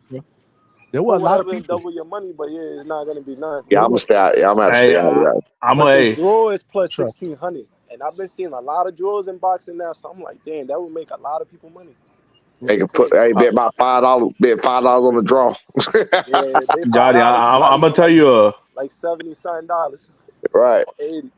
Hold on, let me read this super chat real quick. H-Town, it's me, Rock Lee, with the $5. What's good, man? Appreciate you, brother. He said Bud's feet are slower than people think. That southpaw stance will be his downfall. Left hand to the body and straight right is going to end the fight. So It's me, Rock. But see what they say about Bud feet being slow though. Canelo feet not the fastest. Just like HLD said. I mean, on both sides, it's not about how fast or slow your feet is. It's about the placement of your feet. It's about the timing of when you put them there. It's about knowing what you're doing. So, I mean, I don't really think that's gonna really matter about Bud feet being slow. This is a 168-pound fight. Nah, Man, I'm gonna tell you this shit. We've been talking about this fight so much that I fell asleep on the couch yesterday and had a goddamn dream about it. That's how it be. Yeah. Bro, but I do in want that to. dream, Who won? no, check it out, coach. And that dream, I got them getting heated, and Crawford threw Canelo out the ring, you know, like with that little wrestling move. All right. And then Canelo hopped back in the ring, but the round ended, right? Then Canelo hopped back in the ring and ran towards the corner and started going off, swinging. Then both teams jumped in. The fight was stopped. And I woke up. I was like, man, in my head, I was watching it in real loud. Like, what the? That shit's crazy. Right. And I was like, you know, hey, That's man, if some shit like that happens, I'll be like, man, what the fuck, man? Hey, when you got it on this show, you can always pin on this show. My boy Johnny came through for me with a live he had for all the receipts I needed to cook some people. So I appreciate that for you, Johnny. Word. But one thing I did wanted to say to Brian Newman Sr., they got your son right now at a -130. Yeah, I know. But I ain't gonna lie, I feel like I'm not gonna say that bad for sure, but I feel like it's because that the confidence that y'all displaying, I feel like that's what's even in the odds, to be honest. No, it's because Bill ain't out here in the streets. Bill quiet. They ain't gonna do it because of the company. I think it's the people. It's the people. It's what the people are betting. It's what the people are going for. That's how we do it. I know that for 1,000% fact because my son was a 4-1 underdog with Giovanni Santillan, right? I was betting with betonline.or whatever the hell it is. I was betting on that, and I was betting on some other ones. And watch this. Every single time I bet, it would only let you bet like 1,000 at a time, right? Every time I bet 1,000 and go back, the odds would go down. I'm positive. You feel me? It was like 475. I bet 1,000. I went back. It said 450. I went back. It said 425. It was going down. Each time I bet, it was going down. So the odds are literally based on what people are saying and what people are actually willing to put their money on. That's what the odds are based on. But you know, word on the street is Bill Haney. Ever since the fight has been official, he's become a devoted Muslim. He's at mosque 2 times a day praying for his son's safety. I believe because it. he knows he's in trouble. You know, I believe he ain't out here cussing, disrespecting people's families no more. He's putting every chicken he got away for that long drought. Because it's gonna be a long drought, you know, coach. Once that jaw's broken, it's gonna be a drought. Man, look, people, you know that's fine and dandy. You know what I'm saying? He can do all of that. Hey, man, I respect to him for doing that. I'm not gonna talk down on his religion or nothing else what he's doing, but you still are who you are. You still been you've been doing what you've been doing, and that is what it is. Like you can't come change that now because you want something. You feel what I'm saying? But you know, oh yeah. yeah, You know they say we all find God when we're in trouble. Yeah, you gonna find when we're God in trouble. when We all find God. Yeah, I'm gonna find God when I'm in trouble. Now you gotta find God every single day. You know what I'm saying? Hold on. Let me read this one to Coach. It's me, Rock Lee is back with another $2. Say, Coach, does Bud really adapt or get more aggressive? Man, we gonna have to see, man. I don't know. I can't say what the man gonna do. I don't know. You gotta remember, I was betting against Bud. In fact, I bet against Bud all the way to Spence. I bet against Bud on Porter, and I bet against Bud on Spence. That's what learned me not to bet against Bud. I didn't bet nothing on my dream off because I don't think it was nothing to bet on for that one. I ain't see no, you know what I'm saying? So I don't know. I can't say that I study him in that way. I just know he's a real dog. And he seems like a winner. He seems like the kind that's going to find a way to win. He seems like a story. And I think they're just gonna complete this story. That's what I think. Dope. Trini BX, what's good, my brother? You got a question for Coach? What up? Respect. What's up, B Norman Senior? What going on? Respect What going to you, on? man. I don't care what they say, man. You need more screen time. The positive fathers need more screen time, man. Appreciate you, boss. Appreciate Word you. up. What up, H-Time was good. Yo, H-Time, man. The walking down What it is do? What late it in the do? round, late in the rounds, late in the fight. We ain't never seen Canelo hurt Yeah, with a but punch like that, but we did see him Trini, tired, Trini. man. But Hold this on. is you Let me cook a saying little. this Let is me you cook a saying little for the Bud is coach. gonna Let be me cook a fresh. little for the coach. Huh? I'm sorry, H-Time, go again? I said this walking down strategy only works if he's fresher than Canelo. So you Yeah, telling that's me what I'm saying. I was gonna he's get gonna to take that. all I the was all gonna them get to body that. shots? He's gonna take I all was them gonna get. He's them not taking arm none of that. shots, and he's He's just be not. walking forward. No, he's not. It's gonna be strategically. He's locked in. Remember when Crawford take it serious, he locked in a whole different. Just like he came with Spence, we ain't even, most people ain't recognize that Crawford, but his fans did. We knew he had it in him. It's gonna be the same with Canelo, and everybody was clamoring for Spence Canelo. Everybody was clamoring for that. You know what I mean? And then it's gonna be some fighting in there too. It's not gonna be just boxing. It's gonna be some fighting in there, and that's when the grit come in, and that's where he gonna have the edge in.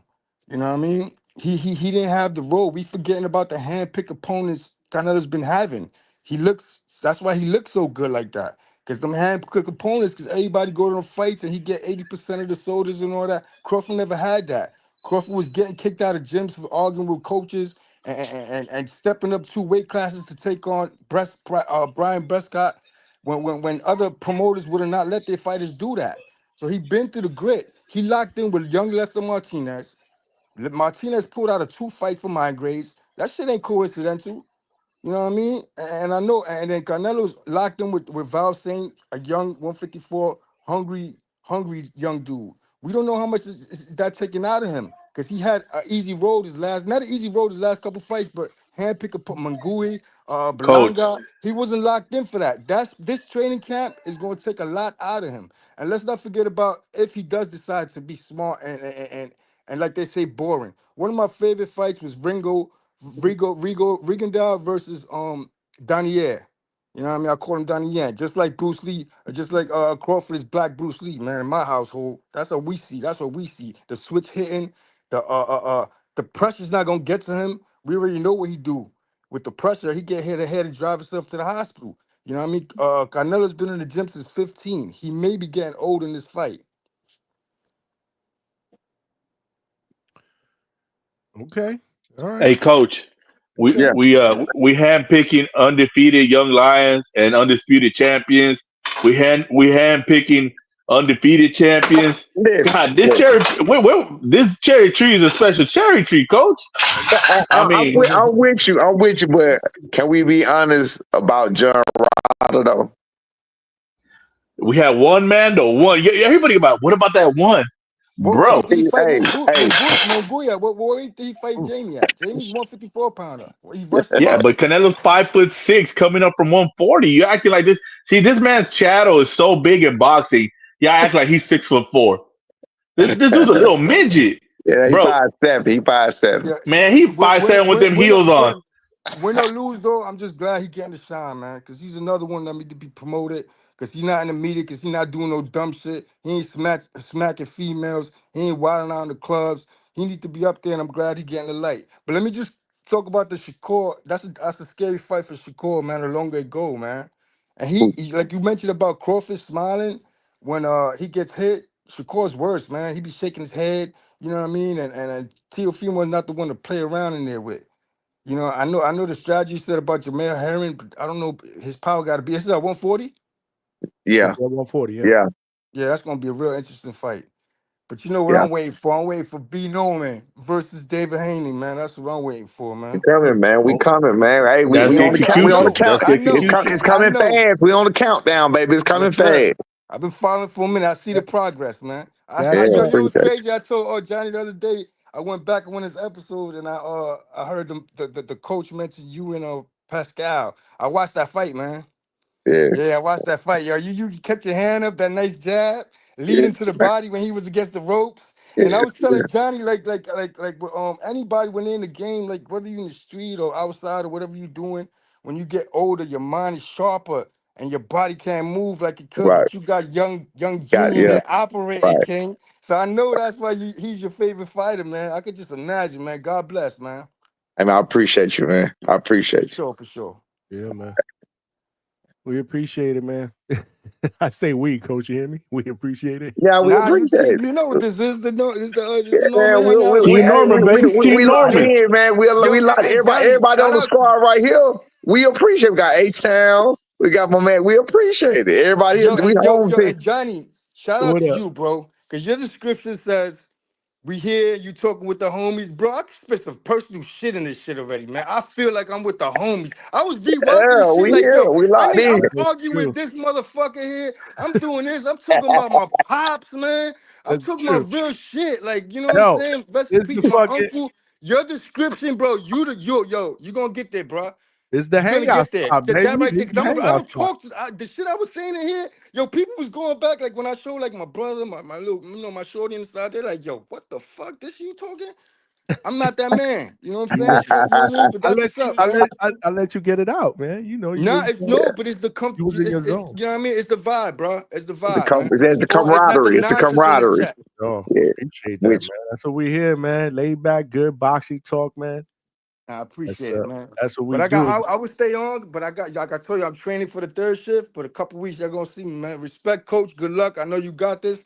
Appreciate Work you, hard, man. play hard, Johnny. You and the Queen have a good time out there. H-Town, you already know. Respect. all right, appreciate you, big dog. Man. That's my All guy, right. Trini All right. Bronze in the building. He just started calling in like 3 weeks ago or some shit like that. And yeah, he been cooking. He got coach. You know what he was talking about. He got What into that? it with stock chasers. Oh, I didn't know that. I didn't know that. I didn't hear that. I'm gonna send you. I'm gonna send you the timestamp just so you can see that back and forth, man. Yeah. Nah, I Yeah, was he gonna got say, into it with stock chasers. Speak About, the hey, truth. about David Haney.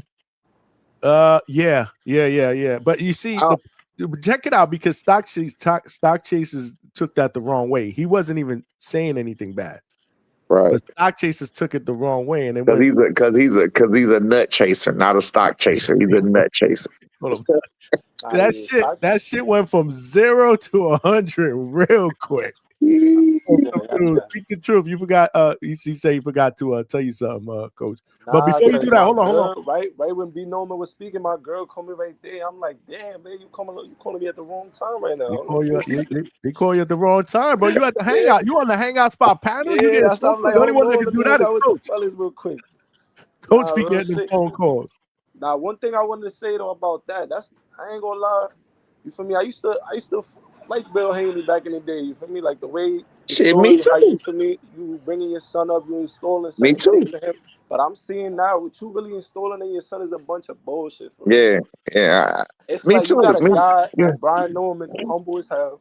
You feel me? Articulate. You feel me? He carry himself the right way and he knocking shit out. Now you got another nigga that's the opposite. And he talks like he knocks it out, but he ain't really knocking nothing out. So I'm like, yo, how can the nigga that's talking crazy don't knock nothing out?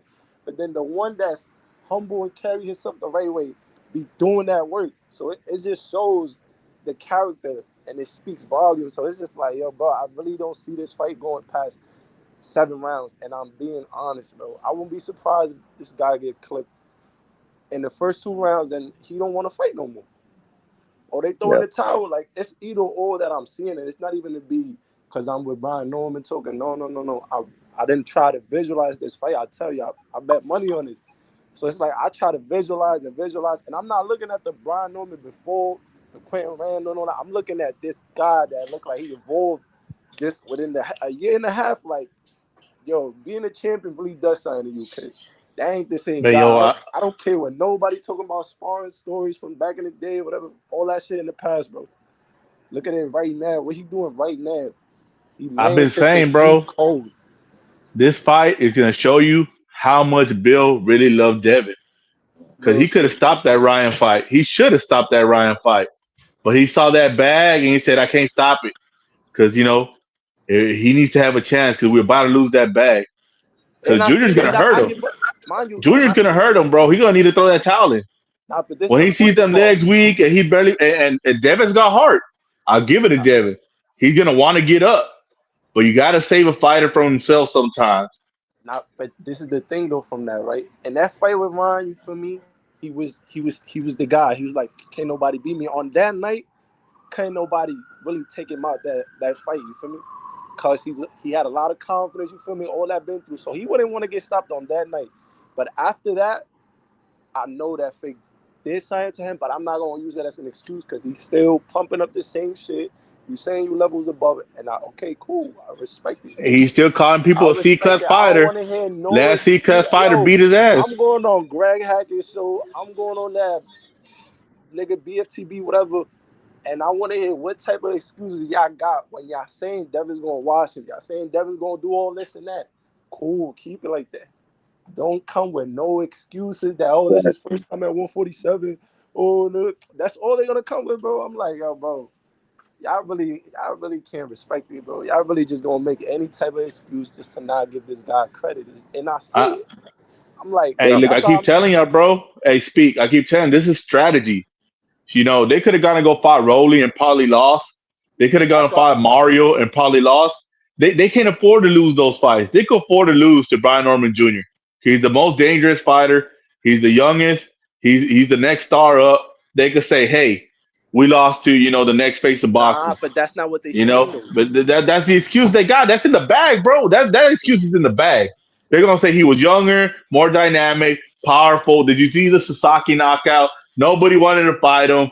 He went viral. We were brave. That's all. Watching the post press conference. That's what they're gonna be singing.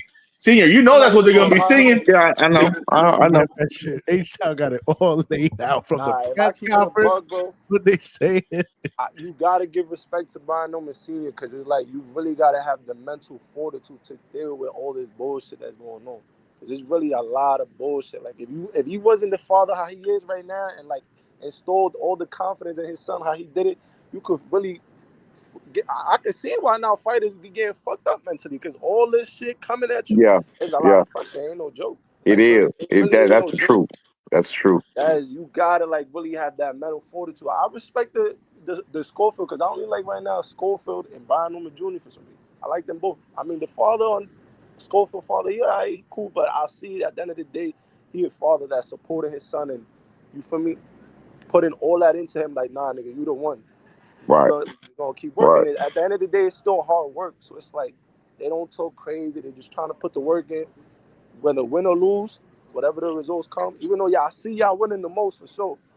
But you gotta give credit to it, man. I ain't gonna lie. Hey, and like I said, chat. I just want y'all to remember, this is a strategic move. They could lose to Brian Norman Jr. This won't hurt them that bad. They ain't have There's no a choice. reason they came up here. They coming up here. They coming up here to try to win. They're not gonna be thinking they can win. They're gonna be like, if we get sparked out, we get sparked out. We face the most dangerous guy, and we're still here. He might go back down to 140 after this, Nah, if he and go go try to back get down, Tio. if he go Watch, man. back Yeah, I down, think I'm playing, man. I'm not Yeah. gonna lie. I see probably another 2 year layoff. Cause it's hard to want to fight after you get beat the fuck up. How I'm seeing he gonna get beat the fuck up. Oh shit! Nah, real thing though, and I'm telling you, bro. I swear to God on my daughter, like it's not because I'm on the call with you guys right now. Like I'm really trying to visualize what can Devin Haney do to win. It's not 135 pounders. It's not guys that you got the most reach or height over. You really got a guy your same size that's acclimated to that weight. That's his weight class, and that's really hurting people badly. Like it's not fun to get knocked out. Yeah, Really. it's Like not a guy that when you get in trouble, you could just hang on to and put your weight on him to try to tire him down. Nah, and Junior's it's gonna not just shrug volume you punching. off. He's gonna It's just really shrug like your ass off. it's not volume punching either. This nigga got bricks on the hands. I was like, yo, my nigga. Like the way I see Quavers get touched, he's already like, I'm like, yo, what the fuck? Nah, that shit. Bruh, the man said no. He said no mas, and he had never been down in a fight. Never been down in And a then, fight. This is the biggest moment of his life. He got a title shot. He got his country, came from Puerto Rico to support him in Vegas. Bruh, that man said no. and also that I see the play how Top Rank was treating y'all before. I don't know about now, but I know before they was definitely trying to count y'all out. Like I Right. could see through that. Like you feel me? Because then again, I'm not really such a big fan of boxing. I just like boxing. Like I want to watch a good fight. You know, you get what I'm saying? But Yeah. now I'm like, damn, I like this kid a lot. I don't know why, but I just like this kid a lot because the way he carry himself. But I also know I like him a lot. I used to like Roy Jones a lot. Like that was one of my favorite when I growing up. I'm 27 now, but growing up watching, you feel me, boxing, I'm like, I fuck with Roy Jones heavy. So I see kind of Roy Jones and what's the other guy? The black guy that was like another Roy Jones. Like they both some vicious killer. I forgot. Damn, what's his guy name? Remember that guy that Roy Jones? He did the same move, and then he copied Roy, and then Roy came in and knocked and hit him You with the talking about right hand. James Tony? Of James Tony. James Yeah, Tony. James Tony. Yeah, that was James Tony. Yeah, When he did the bro, hook, that's the when he type did of the vibe. pole, that was James That's the Tony. type of vibe B Norman give me. That's how I'm like, yeah, it's over. Can't nobody fuck with this dude, especially not the guys coming up. I don't know. Yeah. I'm not seeing it. Man, we just need to get to the 22nd safely, Yep. soundly for both Right. fighters. Both fighters, hopefully, pray to God, or both fighters be healthy. Both Facts. fighters be at their best. That's all we need. That's it. So Facts. we're going to do our part, and we'll let God do the rest. That's it. Yeah, don't worry. That time Let me, coming. September already coming. That shit about to fly out the window like the whole summer. all right. Yeah. Yeah, November tomorrow's gonna be right September. there, baby. We right there. We're gonna be right there, man. We All day. appreciate that, man. Appreciate that. Speak. Let Nah, me get for sure. somebody else up New here. York, we fucking with y'all. Be Norman, New York is Okay. fucking with y'all heavy. I appreciate you, big dog. Yeah, we got For nothing sure. but love Take in New care, York. man. We went Much up there, man. blessings. I Yo, appreciate Johnny, y'all. bless up, my brother. Have a You Okay, good big got it, dog. my brother. Appreciate All you, right. man. Appreciate be you safe, brother. calling in, supporting, man. My guy. Damn, where'd Big Money go? Big Money wants to jump in here. He been wanting to talk to you for a minute. He sent me a DM. Before you go, Big Money, let me just read this super chat real quick. We got all dot and dot. What's up? Who's gonna say something? You, coach? Now I'm gonna say, is it smoke or we cool? Or we come in peace or we got smoke? You know, I just like to be prepared. That's all. I'm ready for either one of them. I just like to be prepared. No, he comes in peace. Oh, okay.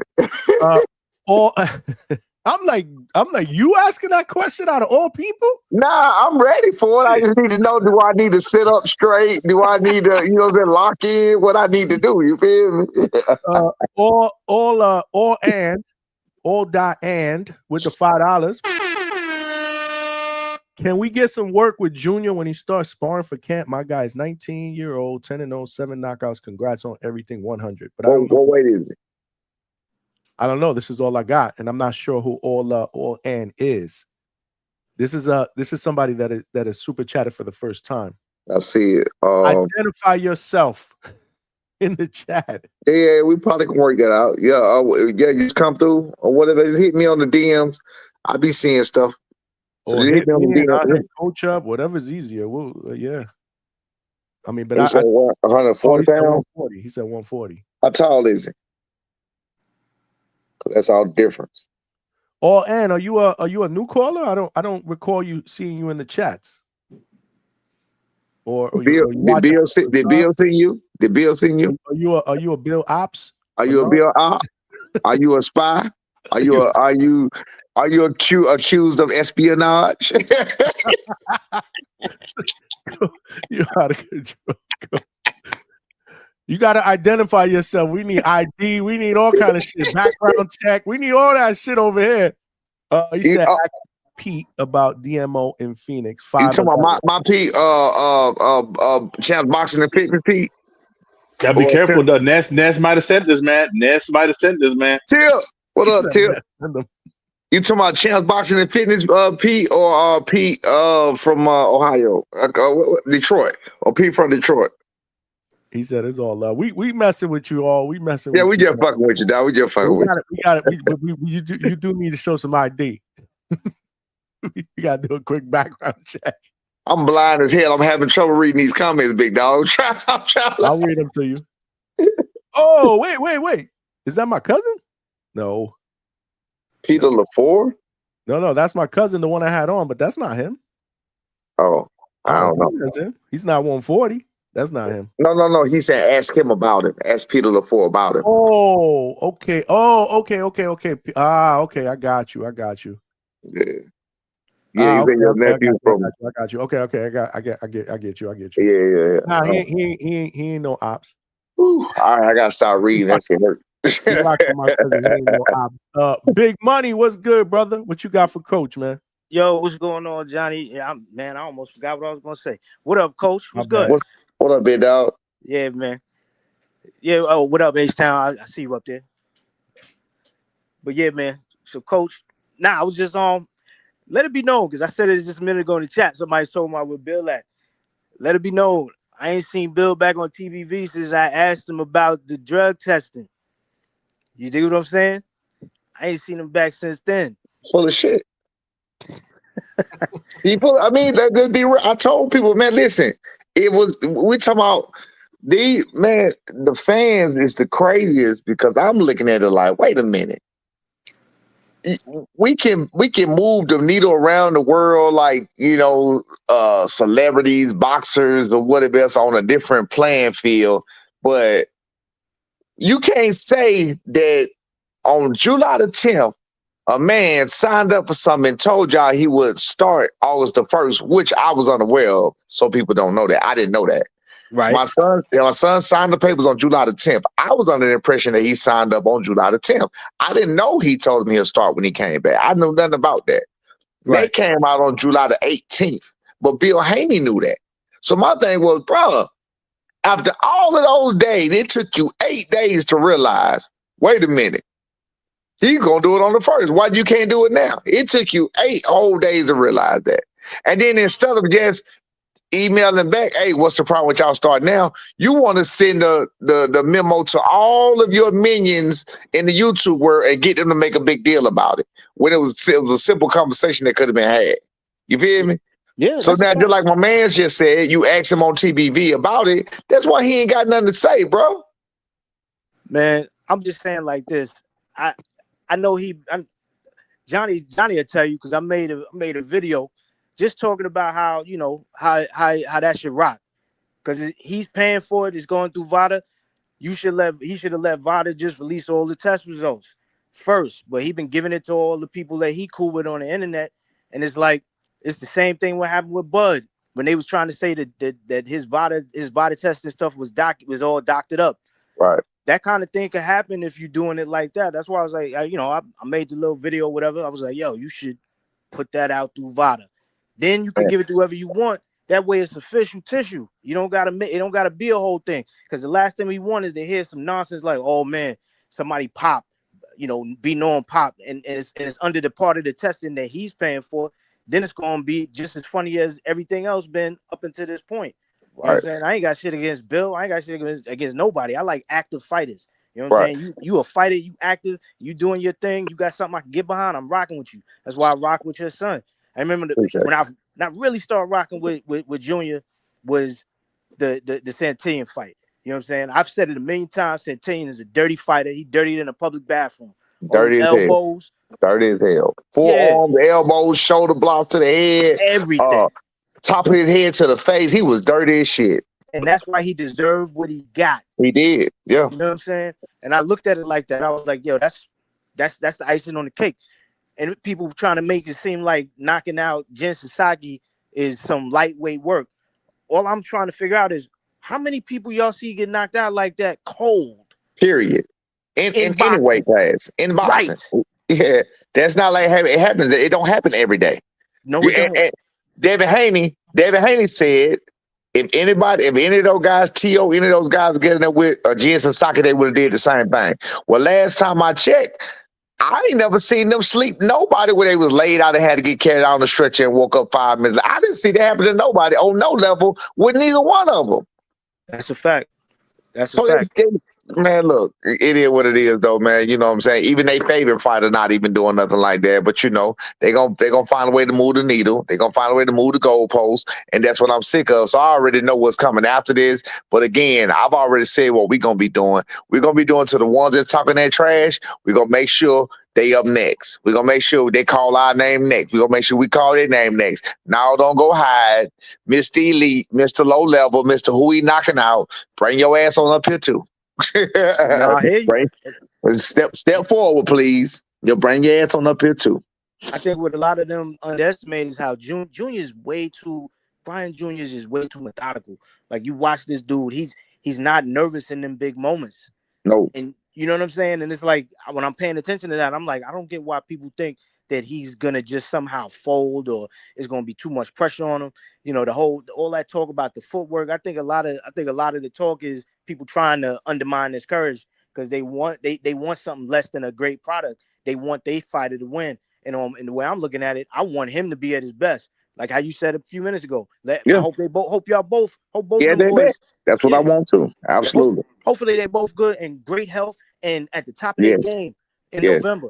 You know what I'm saying? Yeah. I wish that for all of these dudes. Even though I know you don't really rock with Boots, I rock with Boots, but I want to see him do well too. Why? Because I want to see him versus Brian Norman Jr. Me too. Listen to me, man. No. I can rock with what you just said. I even said initially when it started, I still like Boots. I said that initially, I no longer like his ass, but I said that when it, real talk. But I said just like I said the same thing you just said. I said, brother, me out there the man the best. We think we the best. We want to prove we the best. That's what I said. Yeah, I'm with you. People are mad. How you gonna be mad at a man want to prove they the best? That's the fan of man thing. That's supposed to fan of boxing. You know what I mean? Yeah, I want man. good boxing. I want the best boxing. Again, I still feel like he the best person. He's a bigger name than Devin Haney. I'm sorry, Devin Haney is a bigger name than Boots. Right. Devin Haney is a bigger name than anybody that Boots has ever fought. But I still think that Jaron Ennis as a whole would be a tougher test than Devin Haney. So that's the one we want. You feel what I'm saying? Definitely. Namesake or not, that's the one we want. But we got to deal with Devin Haney first. We ain't gonna talk about that nonsense there, whatever, until after. But that's the one we want because we're gonna show you. We're gonna show you who is who and who is not who. That's what we're gonna do. Like you said, we ain't trying to fight no tune-ups. We ain't trying to fight. No, we want the big fights, and we want them. We ain't just saying we want them. We want them. We ain't calling out a Keith Thurman and then go fight a Lewis Crocker. Not saying Lewis Crocker low, but I mean, he high down, just the only name that came to mind right then. You feel what I'm saying? No, I got you. Yeah. But listen, and here's a question I have for everybody. This might be a little off topic, but we got 3 major fights coming up. We got Brian Norman Jr., we got Devin Haney, we got David Benavidez and Anthony Yard, and then we got Bud and Canelo. Yeah. Three of the big dogs in boxing in these fights. Are we anticipating at least one upset? And if so, who? Right. Wow. Right. Hey, man, it's a good time for boxing, man. 2024, 2025 is a good time for boxing, man. That's it. Turk out the sheet done brought the money. He done brought it to where these boxers can change their family lives and their family dynamics, which is all positive.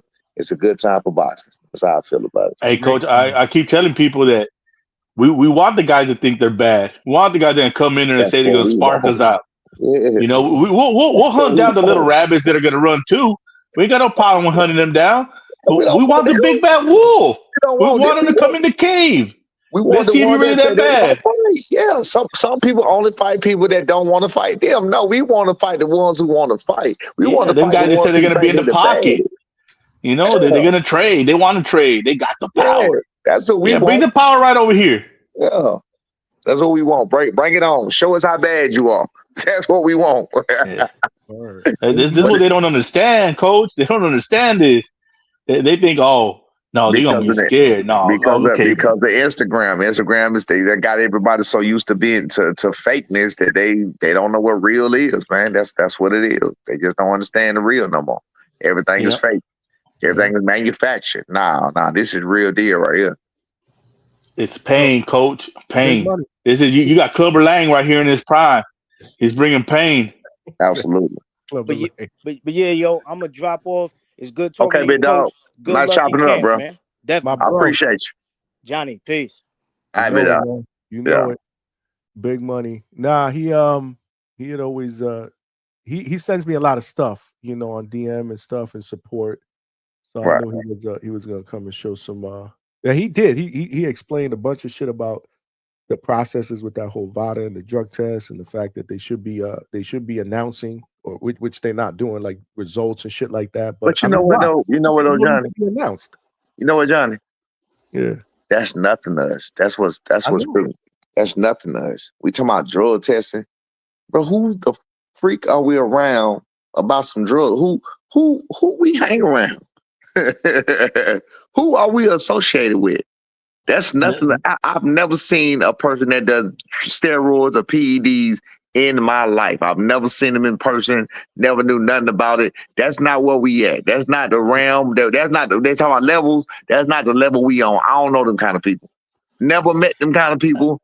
Never. Nobody ever tried to introduce me to none of that. So I don't know nothing. So my thing is VADA. Inside Vegas drug testing, Vegas Japan Commission. I don't care who it is, no matter what the drug test is, we gonna pass it.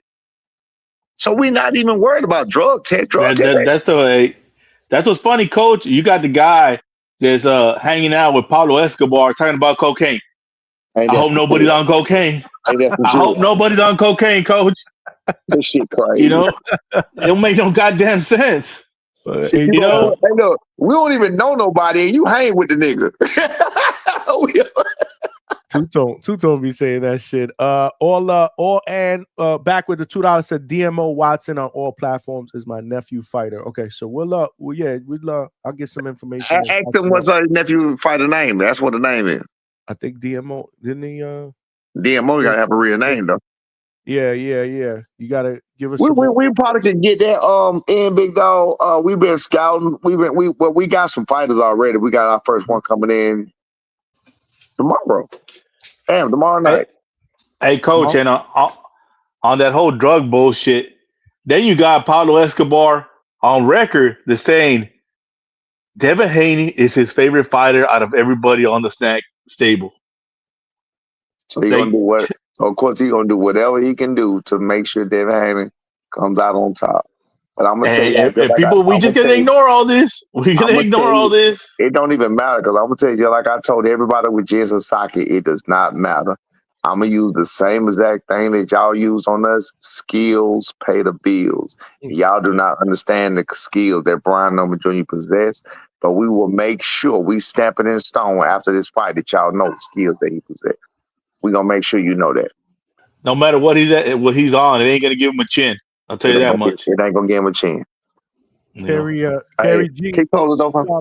Carrie G with the $2. Appreciate you, Carrie G. Carrie G put in the chat that I think his lady's somewhere studying for a test and he roaming around listening to us or something like that. That's what's up. I appreciate the support, big dog. I appreciate the support. He said, he said my girl's studying. Well, no. He said my girl's studying while we on vacation, and I'm wandering to a hotel with y'all. That's what's up. And he just said $2. Appreciate you, my brother. He said it's all good, man. He said Brian Thorman, Thor, capital letter, kicking the door open in November. He said Thorman. Okay, that's the first time. That's hard. I'm gonna make sure I tell him that. Who said? I like to know names. Who said that? Carrie G said. Carrie G. I'm gonna tell him, big dog. I appreciate that. Yeah, tell him that they said that. Yeah, it would. So his name is Demarius Watson. Demarius Watson. Okay.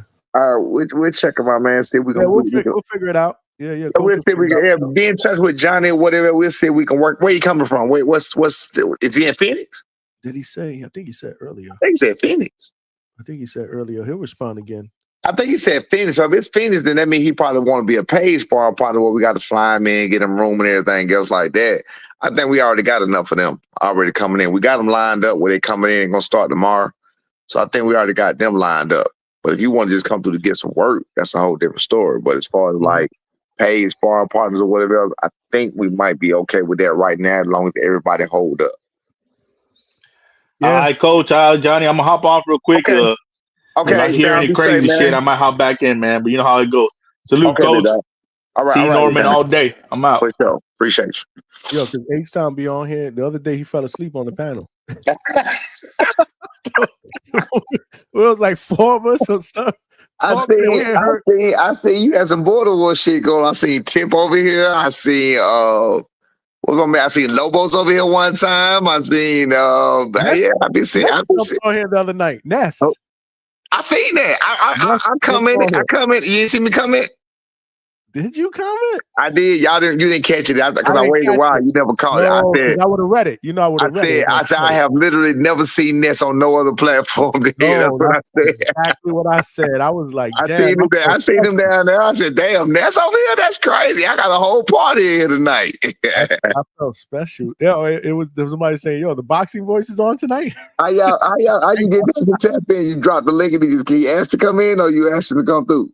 No, he asked to jump in. He That's asked to what's jump in. up. That's what's Comment up, about man. the Voodoo shit. Yeah, that's how you show love. That's what's up, man. That's what's up. For sure, man. We doing it up here at the Hangout spot, man. Yeah, that motherfucker. He walked so goddamn much. He might well in a marathon.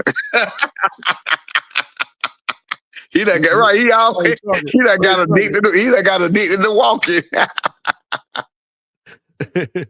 Secret task of like H-Town. He says the best guest from chat you have on. Please have him on more at the Hangout spot. People like H-Town. A lot of people hate on H-Town. Nah, H-Town cool, man. I mean, that's again, really cool, just like he just said now, look, he team Norman and he team Canelo, and I'm team Crawford and I'm team Norman, but we can agree to disagree. We ain't got to have no, that's what I don't understand about fight fans, period. It's like, it's no different than you liking the Miami Dolphins and me liking the Atlanta Falcons. We ain't got to hate each other for that. You feel what I'm saying? Absolutely, man. Yeah, we ain't got to hate each other just because you support your team. We talk a little trash, friendly trash, and it is what it is. These people, man. Yeah, they make it personal. I have people come on all the time talking about, oh, Haney's going to do this. I'm like, okay, cool. I mean, it is what it is. You're allowed to root for your own fight. I get it. We don't do that here. Hey, look, listen. I keep saying, bro, if everybody agreed with us, then what fun would that be? What fun is it? What fun is it if everybody think you're going to win? That's no fun. That's not fun at all. In fact, that's a lot of pressure when people think you're going to win like that. Yeah, no. That's more pressure than not. Safe space, man. Everybody's opinion is welcome. Everybody's perspective. You root for one guy, we root for another guy. It's all good. At the end of the day, it's all love. It's all good. Yeah, it ain't got to be personal. They make it personal. You feel me? Yeah. And one thing is, we ain't shitting on Haney either. Well, callers do and panel members do, but I don't be shitting like, yo, I give him respect. I just want to see a good fight. You know how I'm rocking. Why would I shit on Haney when he's the youngest male undisputed? Because Cabrera Front Door is the youngest undisputed, but he's the youngest male undisputed.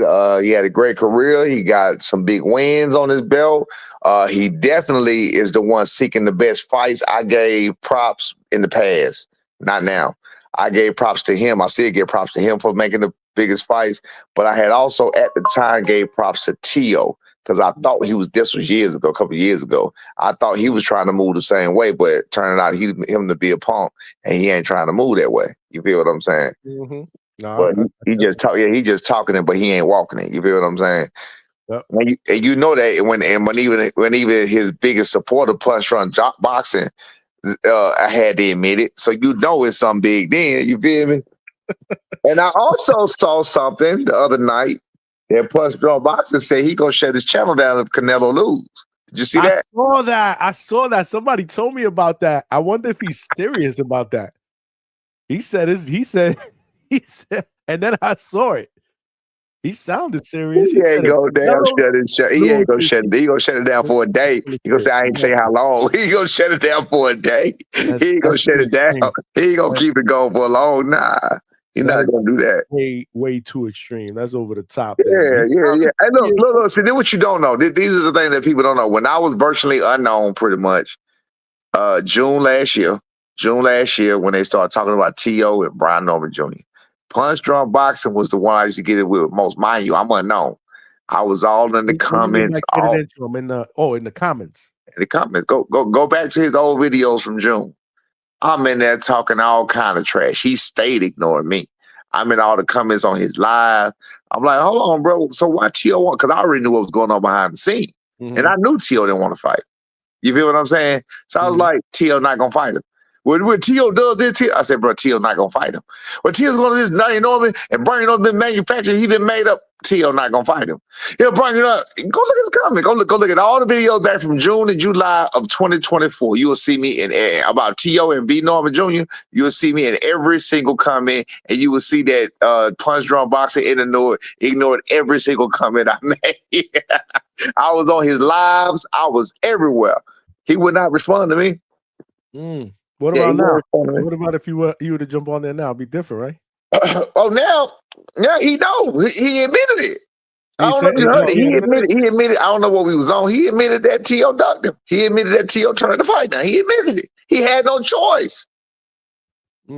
I was telling him, look, because even after he did it, back then I was telling him, bro, the dude is not going to fight us. He's not going to fight, bro. I said, everybody was like, T.O. going to cook him. He going, too bad T.O. Look, I was like, T.O., but too bad T.O. Female don't believe that. Too bad y'all got more faith with T.O. than he got in himself. I'm everywhere saying everything. Y'all know how I do. Yeah, I'm in all of those comments saying everything in Punch Drunk, ignored everything I said. You feel what I'm saying? So when he finally ducked him and he finally turned it down, Top Rank told us T.O. stopped answering the phone. They said T.O. went dark. They said he ain't responding. They said he ain't. This was in July. They said he ain't responding no more. What you mean he ain't responding no more? He stopped answering, and then he put out y'all can do the research too. Y'all know I'm a man of facts. Then he fired his he fired his manager, which was Split T Promotions. He got rid of them after that, and he said that I don't want to make up what he said. He said about, I think it was manager. I don't know if it was manager. He said y'all let them tell y'all what to do or try to set you up or something like that. To go look. June, July last year, he was it was after Claggett fight. He was spazzing out over B Norman Jr. fight. He fired Split T Promotions. Y'all can go look and see when he changed managers. It was July last year. You feel what I'm saying? All this went on, and T.O. went to duck and he went to acting crazy because he was supposed to fight Brian Norman Jr. He didn't want to. He thought they were trying to set him up. Y'all go back and look at the tweets from July last year. You'll see what I'm talking about. Got you. Yeah. Real talk, man. Like I said, he got rid of Split T last year. T.O. doing his fans bad, man. That's his number doing one. Him real, man. And right now he's stuck between. I keep telling people about the pressure. Somebody was just talking about it on here a minute ago about the pressure. One of the callers that was just talking about the pressure that these fighters be under, man. It's a lot. Junior went through it. He been through it. I had to realize he was going through it because, of course, he don't tell me because I'm the big bad wolf. So, you know what I'm saying? He wasn't letting me know he was going through, but I had to recognize it for myself. You feel what I'm saying? So that's why you've been that. You've been a fighter. So that's, to me, that's what also yeah. But I didn't have social media pressure either, though. Right. I didn't have social media pressure. Okay. So I understood and I knew he was going to, like, you know what? And, he was under the pressure of, doing what I say do. But he always have done it. That's why I always believe in him. Like, this is not the first time.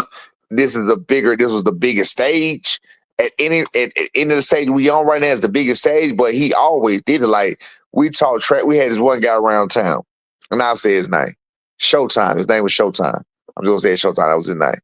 And Showtime came out of nowhere. B been a boxer in the city since 8 years old. He started at 7, but been boxing since he could box at 8 years old, whooping everybody ass. Started whooping grown men ass at 14, 13, 14. Like, he was known to do that. The dude named Showtime must have had a hell of a performance, and he popped out of nowhere. Same weight class, same everything. He a little older than B, but they was like, oh man, Showtime. So now they started trying to put him up against, B Norman Jr. in the public. They're like, man, Showtime. Like, I don't know now. I don't know, but B went to a gym. Mind you, this our city. Showtime is not from here, but he showed up here from I don't even know what city he from. He showed up from here. He was here for some years. We went to a gym in Decatur, a city that I'm from. And we go solo as usual. It's just me and B.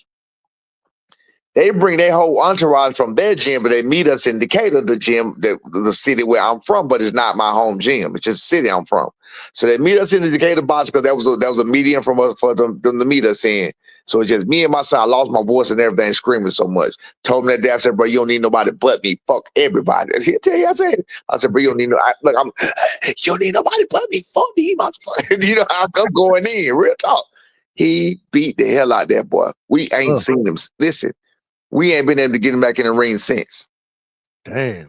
We ain't been able. He fought. He went pro. He went some amateur mode fights. He went pro since then. I think he gone now.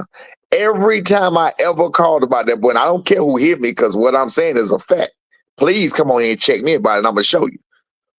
Every time we called his coach and asked him about that fighter when he was in town, it was always an excuse. We have not seen him since.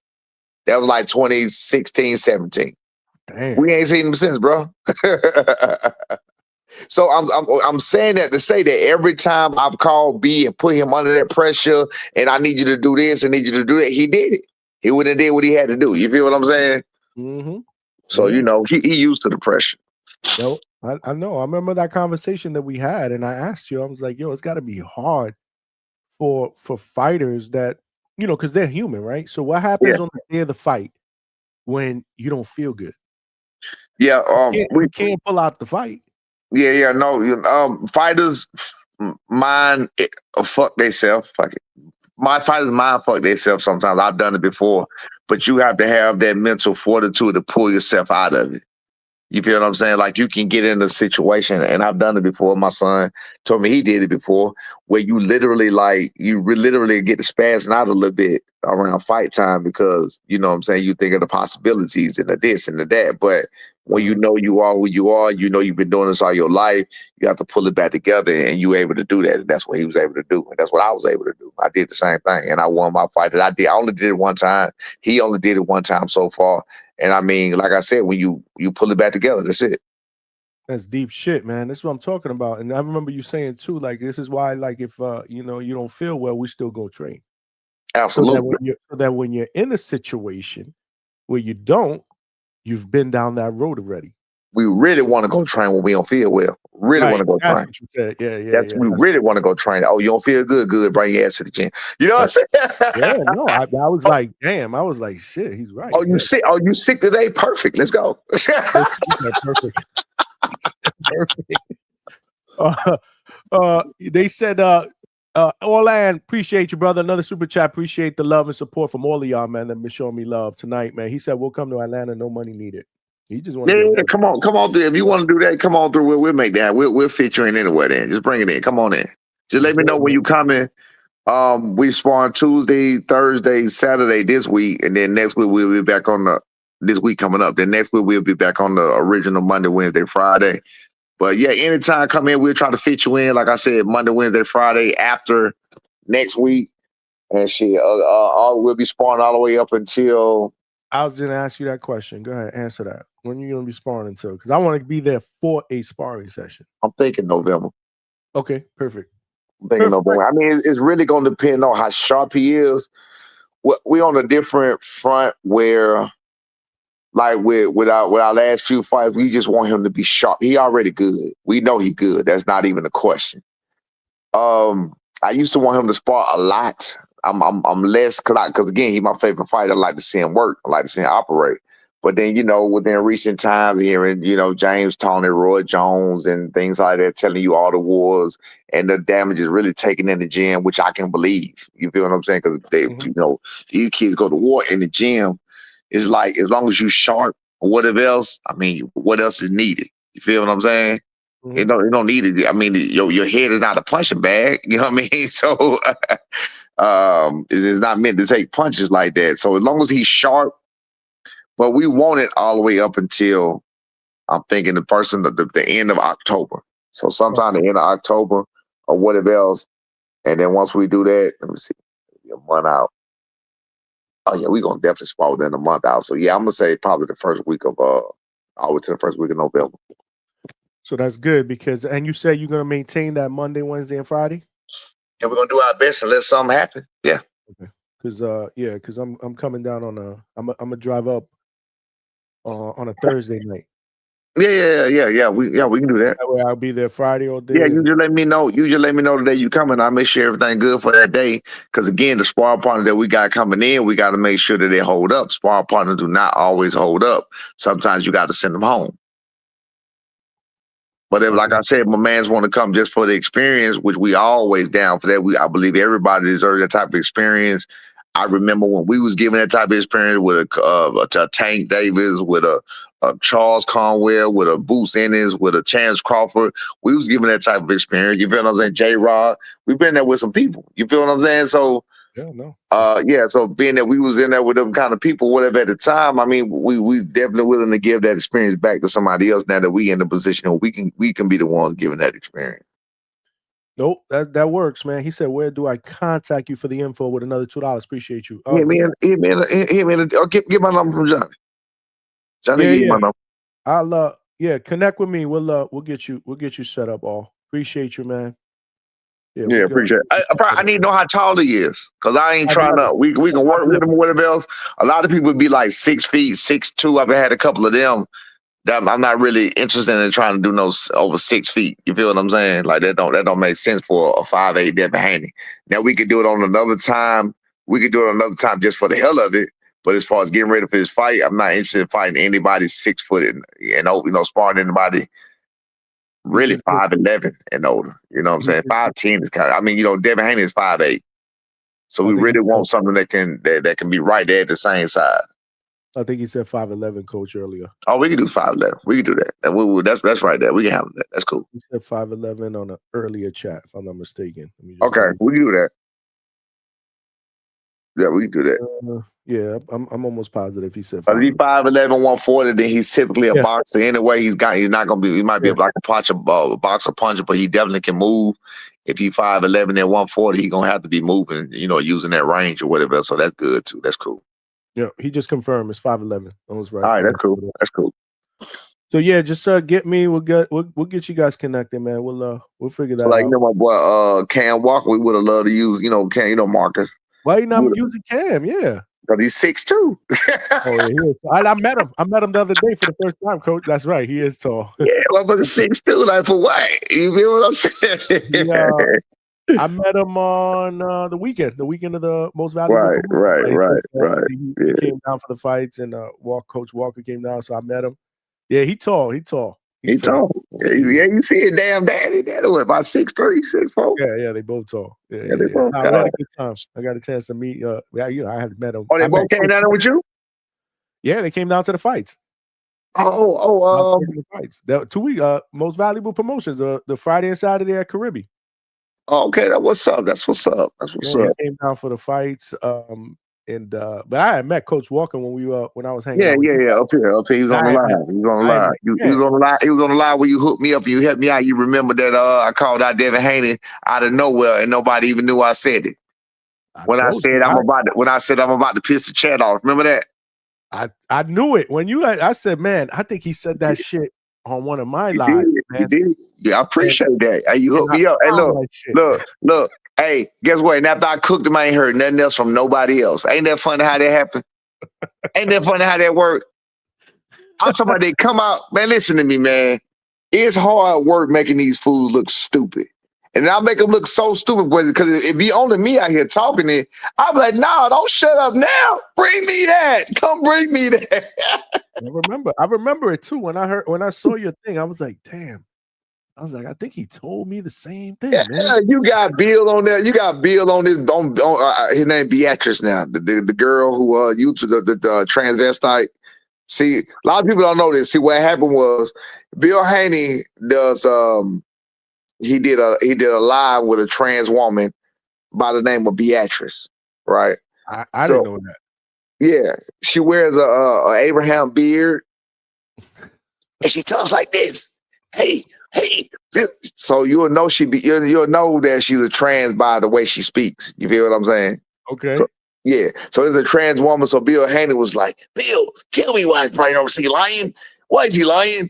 Why is he saying that they called out Devin for this fight? He never said Devin Davis for this fight. That's how he was talking, like a little bitch. You feel what I'm saying? But I had to come back with my fact and whole Bill. Hey. Lies not adding up, alibis not coming out. Bill come here lying there like he doing something. But he didn't realize who he was dealing with. You feel me? He didn't realize who he was dealing with. Lies not adding up, alibis not coming to the skies. All kind, whatever he comes saying. You feel what I'm saying? Brian Norman has never said Devin Haney's name before that. We seek this, we seek that. Okay, let me cook it for a minute. My boy Johnny helped me out. Ring Magazine helped me out with an article they put out 7 months ago. We got videos of Brian Norman Jr. We got so much. You feel what I'm saying? I cooked them so bad that they just went away.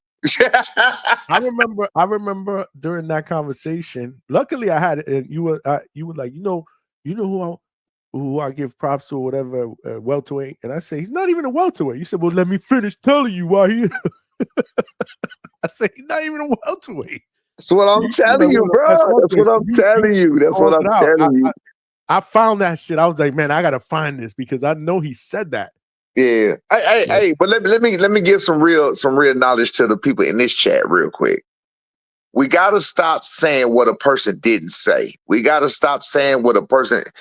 It just because you didn't hear it don't mean they didn't say it. That's for all of us. That's why I make sure I research before I talk, or I say I didn't hear him say it, or not to my knowledge.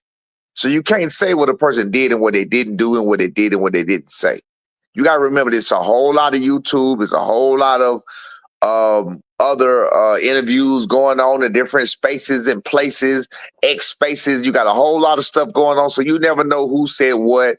Even if they said it in their live chat, you just never, I mean, on a story on Instagram, you never know what these people are saying and when they're saying. So please, you know what I mean, even to my supporters, stop thinking you know what everybody's saying and what they're doing. We don't see what everybody's doing. And I mean, context is everything. You feel me? Yeah. But yeah, I went ahead and I cooked them boys easy, real easy. I filleted them, fried them up. They fell off the bone. I picked the bone up. It wasn't even no meat on the damn bone no more. It was gone.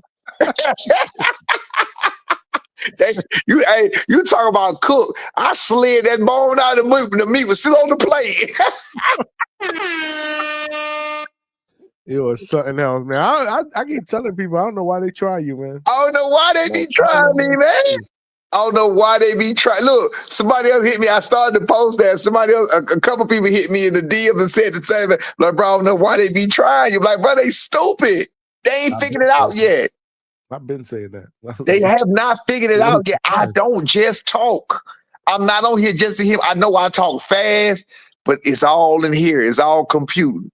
It's all here. I've sat right here in my same spot. I keep telling y'all, this is my spot. I sit right here in my same spot all night, sometimes all day. I sit at the shop. I sit different places all day, and I research what I want to know. So I know everything about what I want to know. When I don't know something about it, I research it. And I get my facts together for times like this, and I jump on. That's why I need to know when the smoke coming and when it ain't coming, so I know who I need to cook and what I need to cook about. I tap into that part of my brain to where I put that compartmentalize all the information there, and I open it up and I let the floodgates open, and your ass stuck like Chuck. You feel what I'm saying? Leave me alone, people. Did you see Greg Hackett today over there stumbling, mumbling? Did you hear Greg Hackett today? Somebody just said, suckers are watch out. What's good? He said you cooked Hackett earlier on Mill City. Nah, I didn't see that. What happened to that? That's what I'm telling you, bro. Listen. Basic, man. It's basic. It's basic, man. It be basic too, man. It be basic.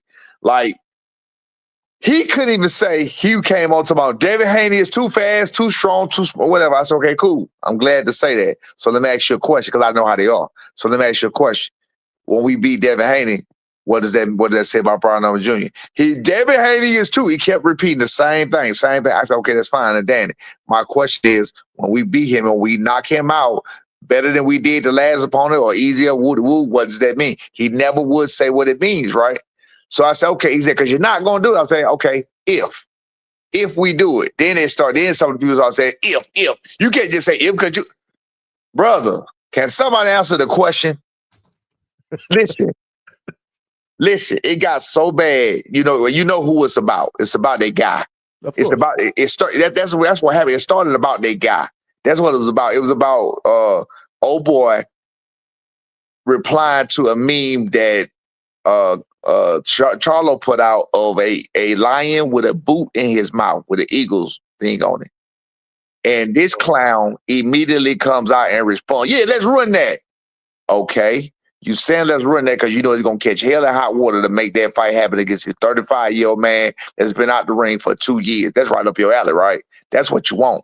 But when Brian Norman Jr. was calling you out, telling you running, when Brian Norman Sr. was calling you out, calling you a whole bitch, you had nothing to say.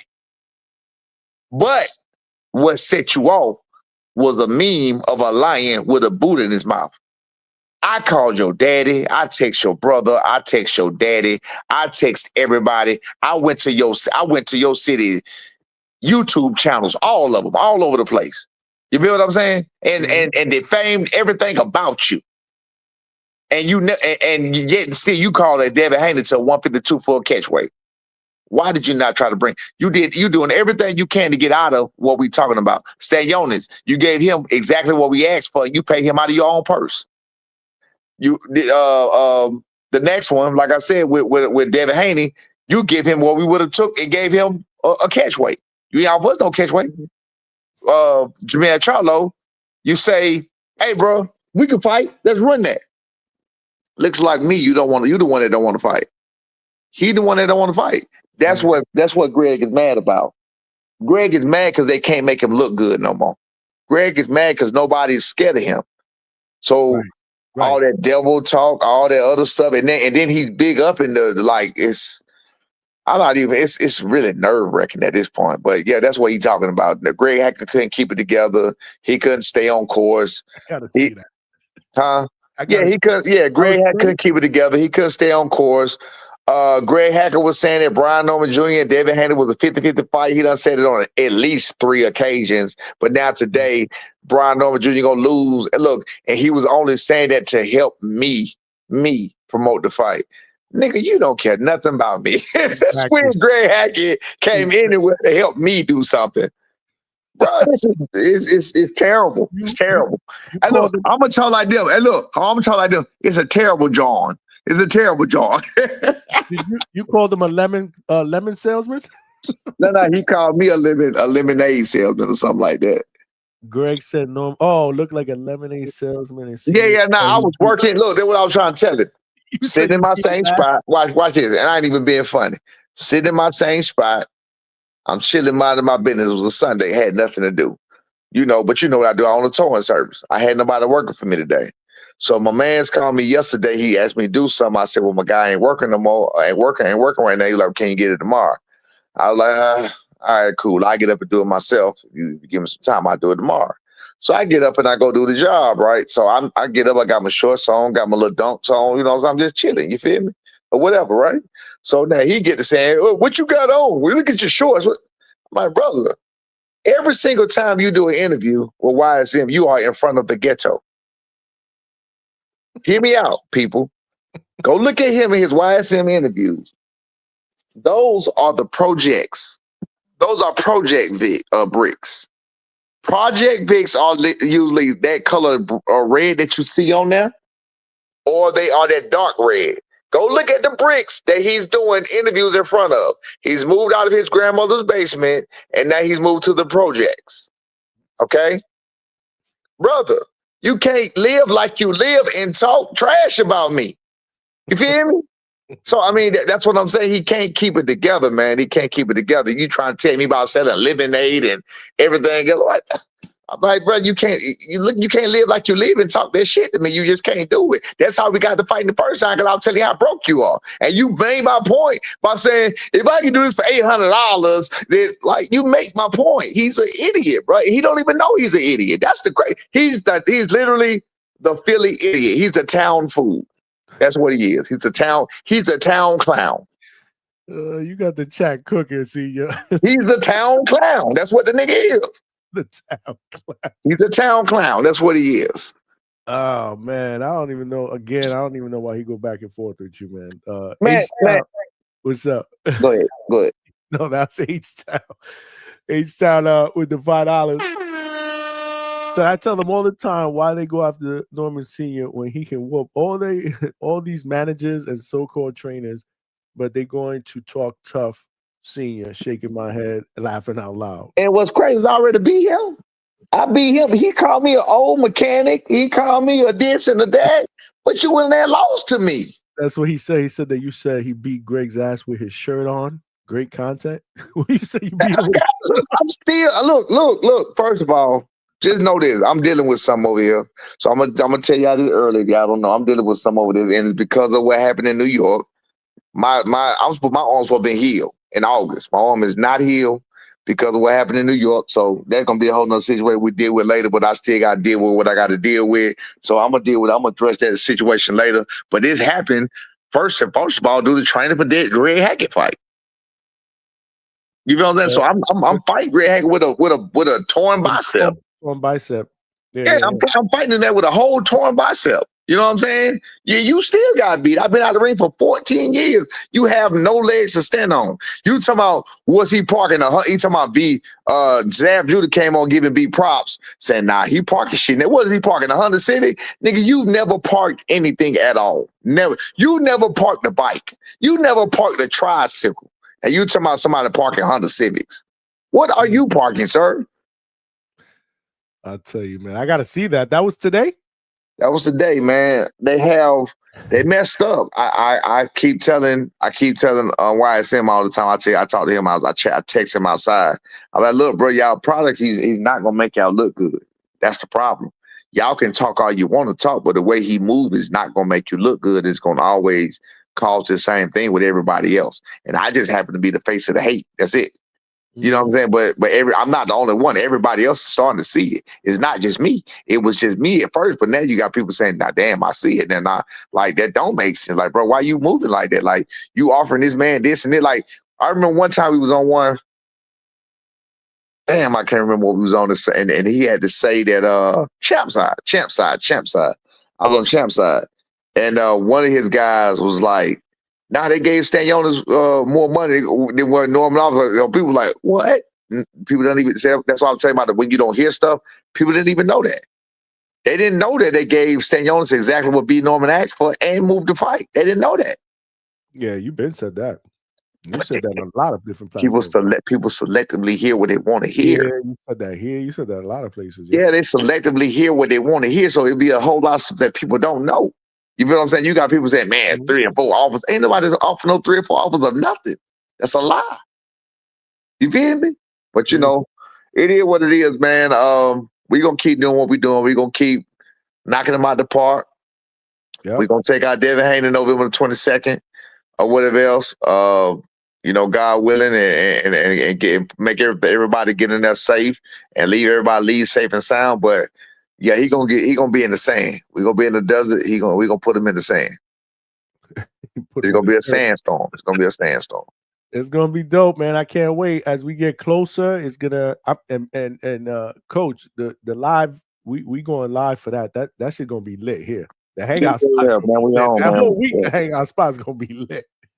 We on, man. We looking to make. We got it.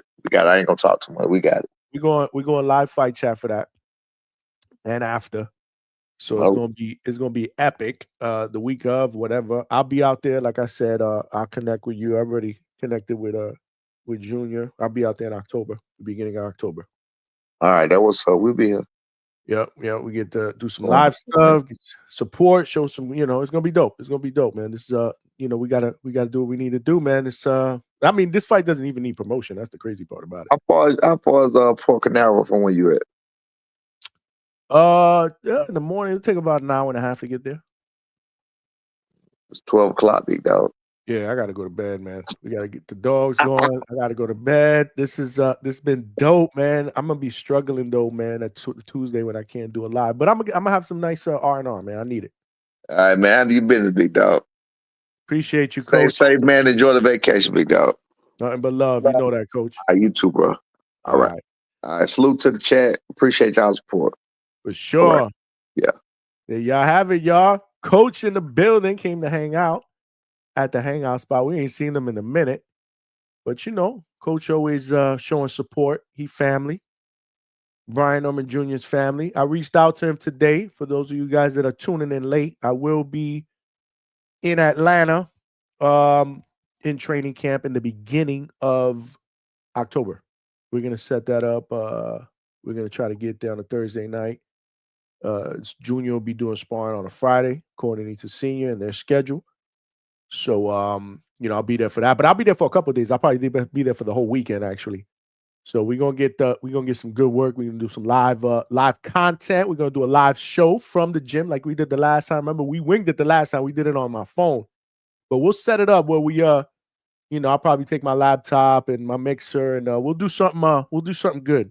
We'll do something really, really good once we get to training camp. This has been an epic show, man. Epic show. No. For those of you guys that are saying, I see Alberto, we need another 2 hours. Normally, yes, we'll go 4. 4. I don't even remember the last time we went 4 hours. It's today. today will be the first time in God knows how long we do a 4-hour show, because we are nearing 4 hours. We had 3 hours and 45 minutes. Other than that, I don't know if we've ever done anything less than 5.5, 6 hours. I mean, especially on a Sunday. So normally, yeah, we would kick it, open up the lines again, get some panel members, continue to talk that boxing shit that we all love and we're all passionate about. Safe place. We can share our opinions. We could throw our perspectives out there. And we just talk that boxing shit. But if you guys tuned in late, make sure you check out the beginning part of this show, man. I have my little cousin, undefeated welterweight prospect, Peter Voodoo Latorre. Great interview, man. Great interview. And I'm not just saying that because he's family. I thought it was a really phenomenal interview. I got some really good feedback in the chat. Thank you, all of you guys, for the support and the questions that you asked. And for all of you guys that have been throwing me support today at the super chat, we got Coach Brian Norman with the $20. Got to throw you the woo, Coach.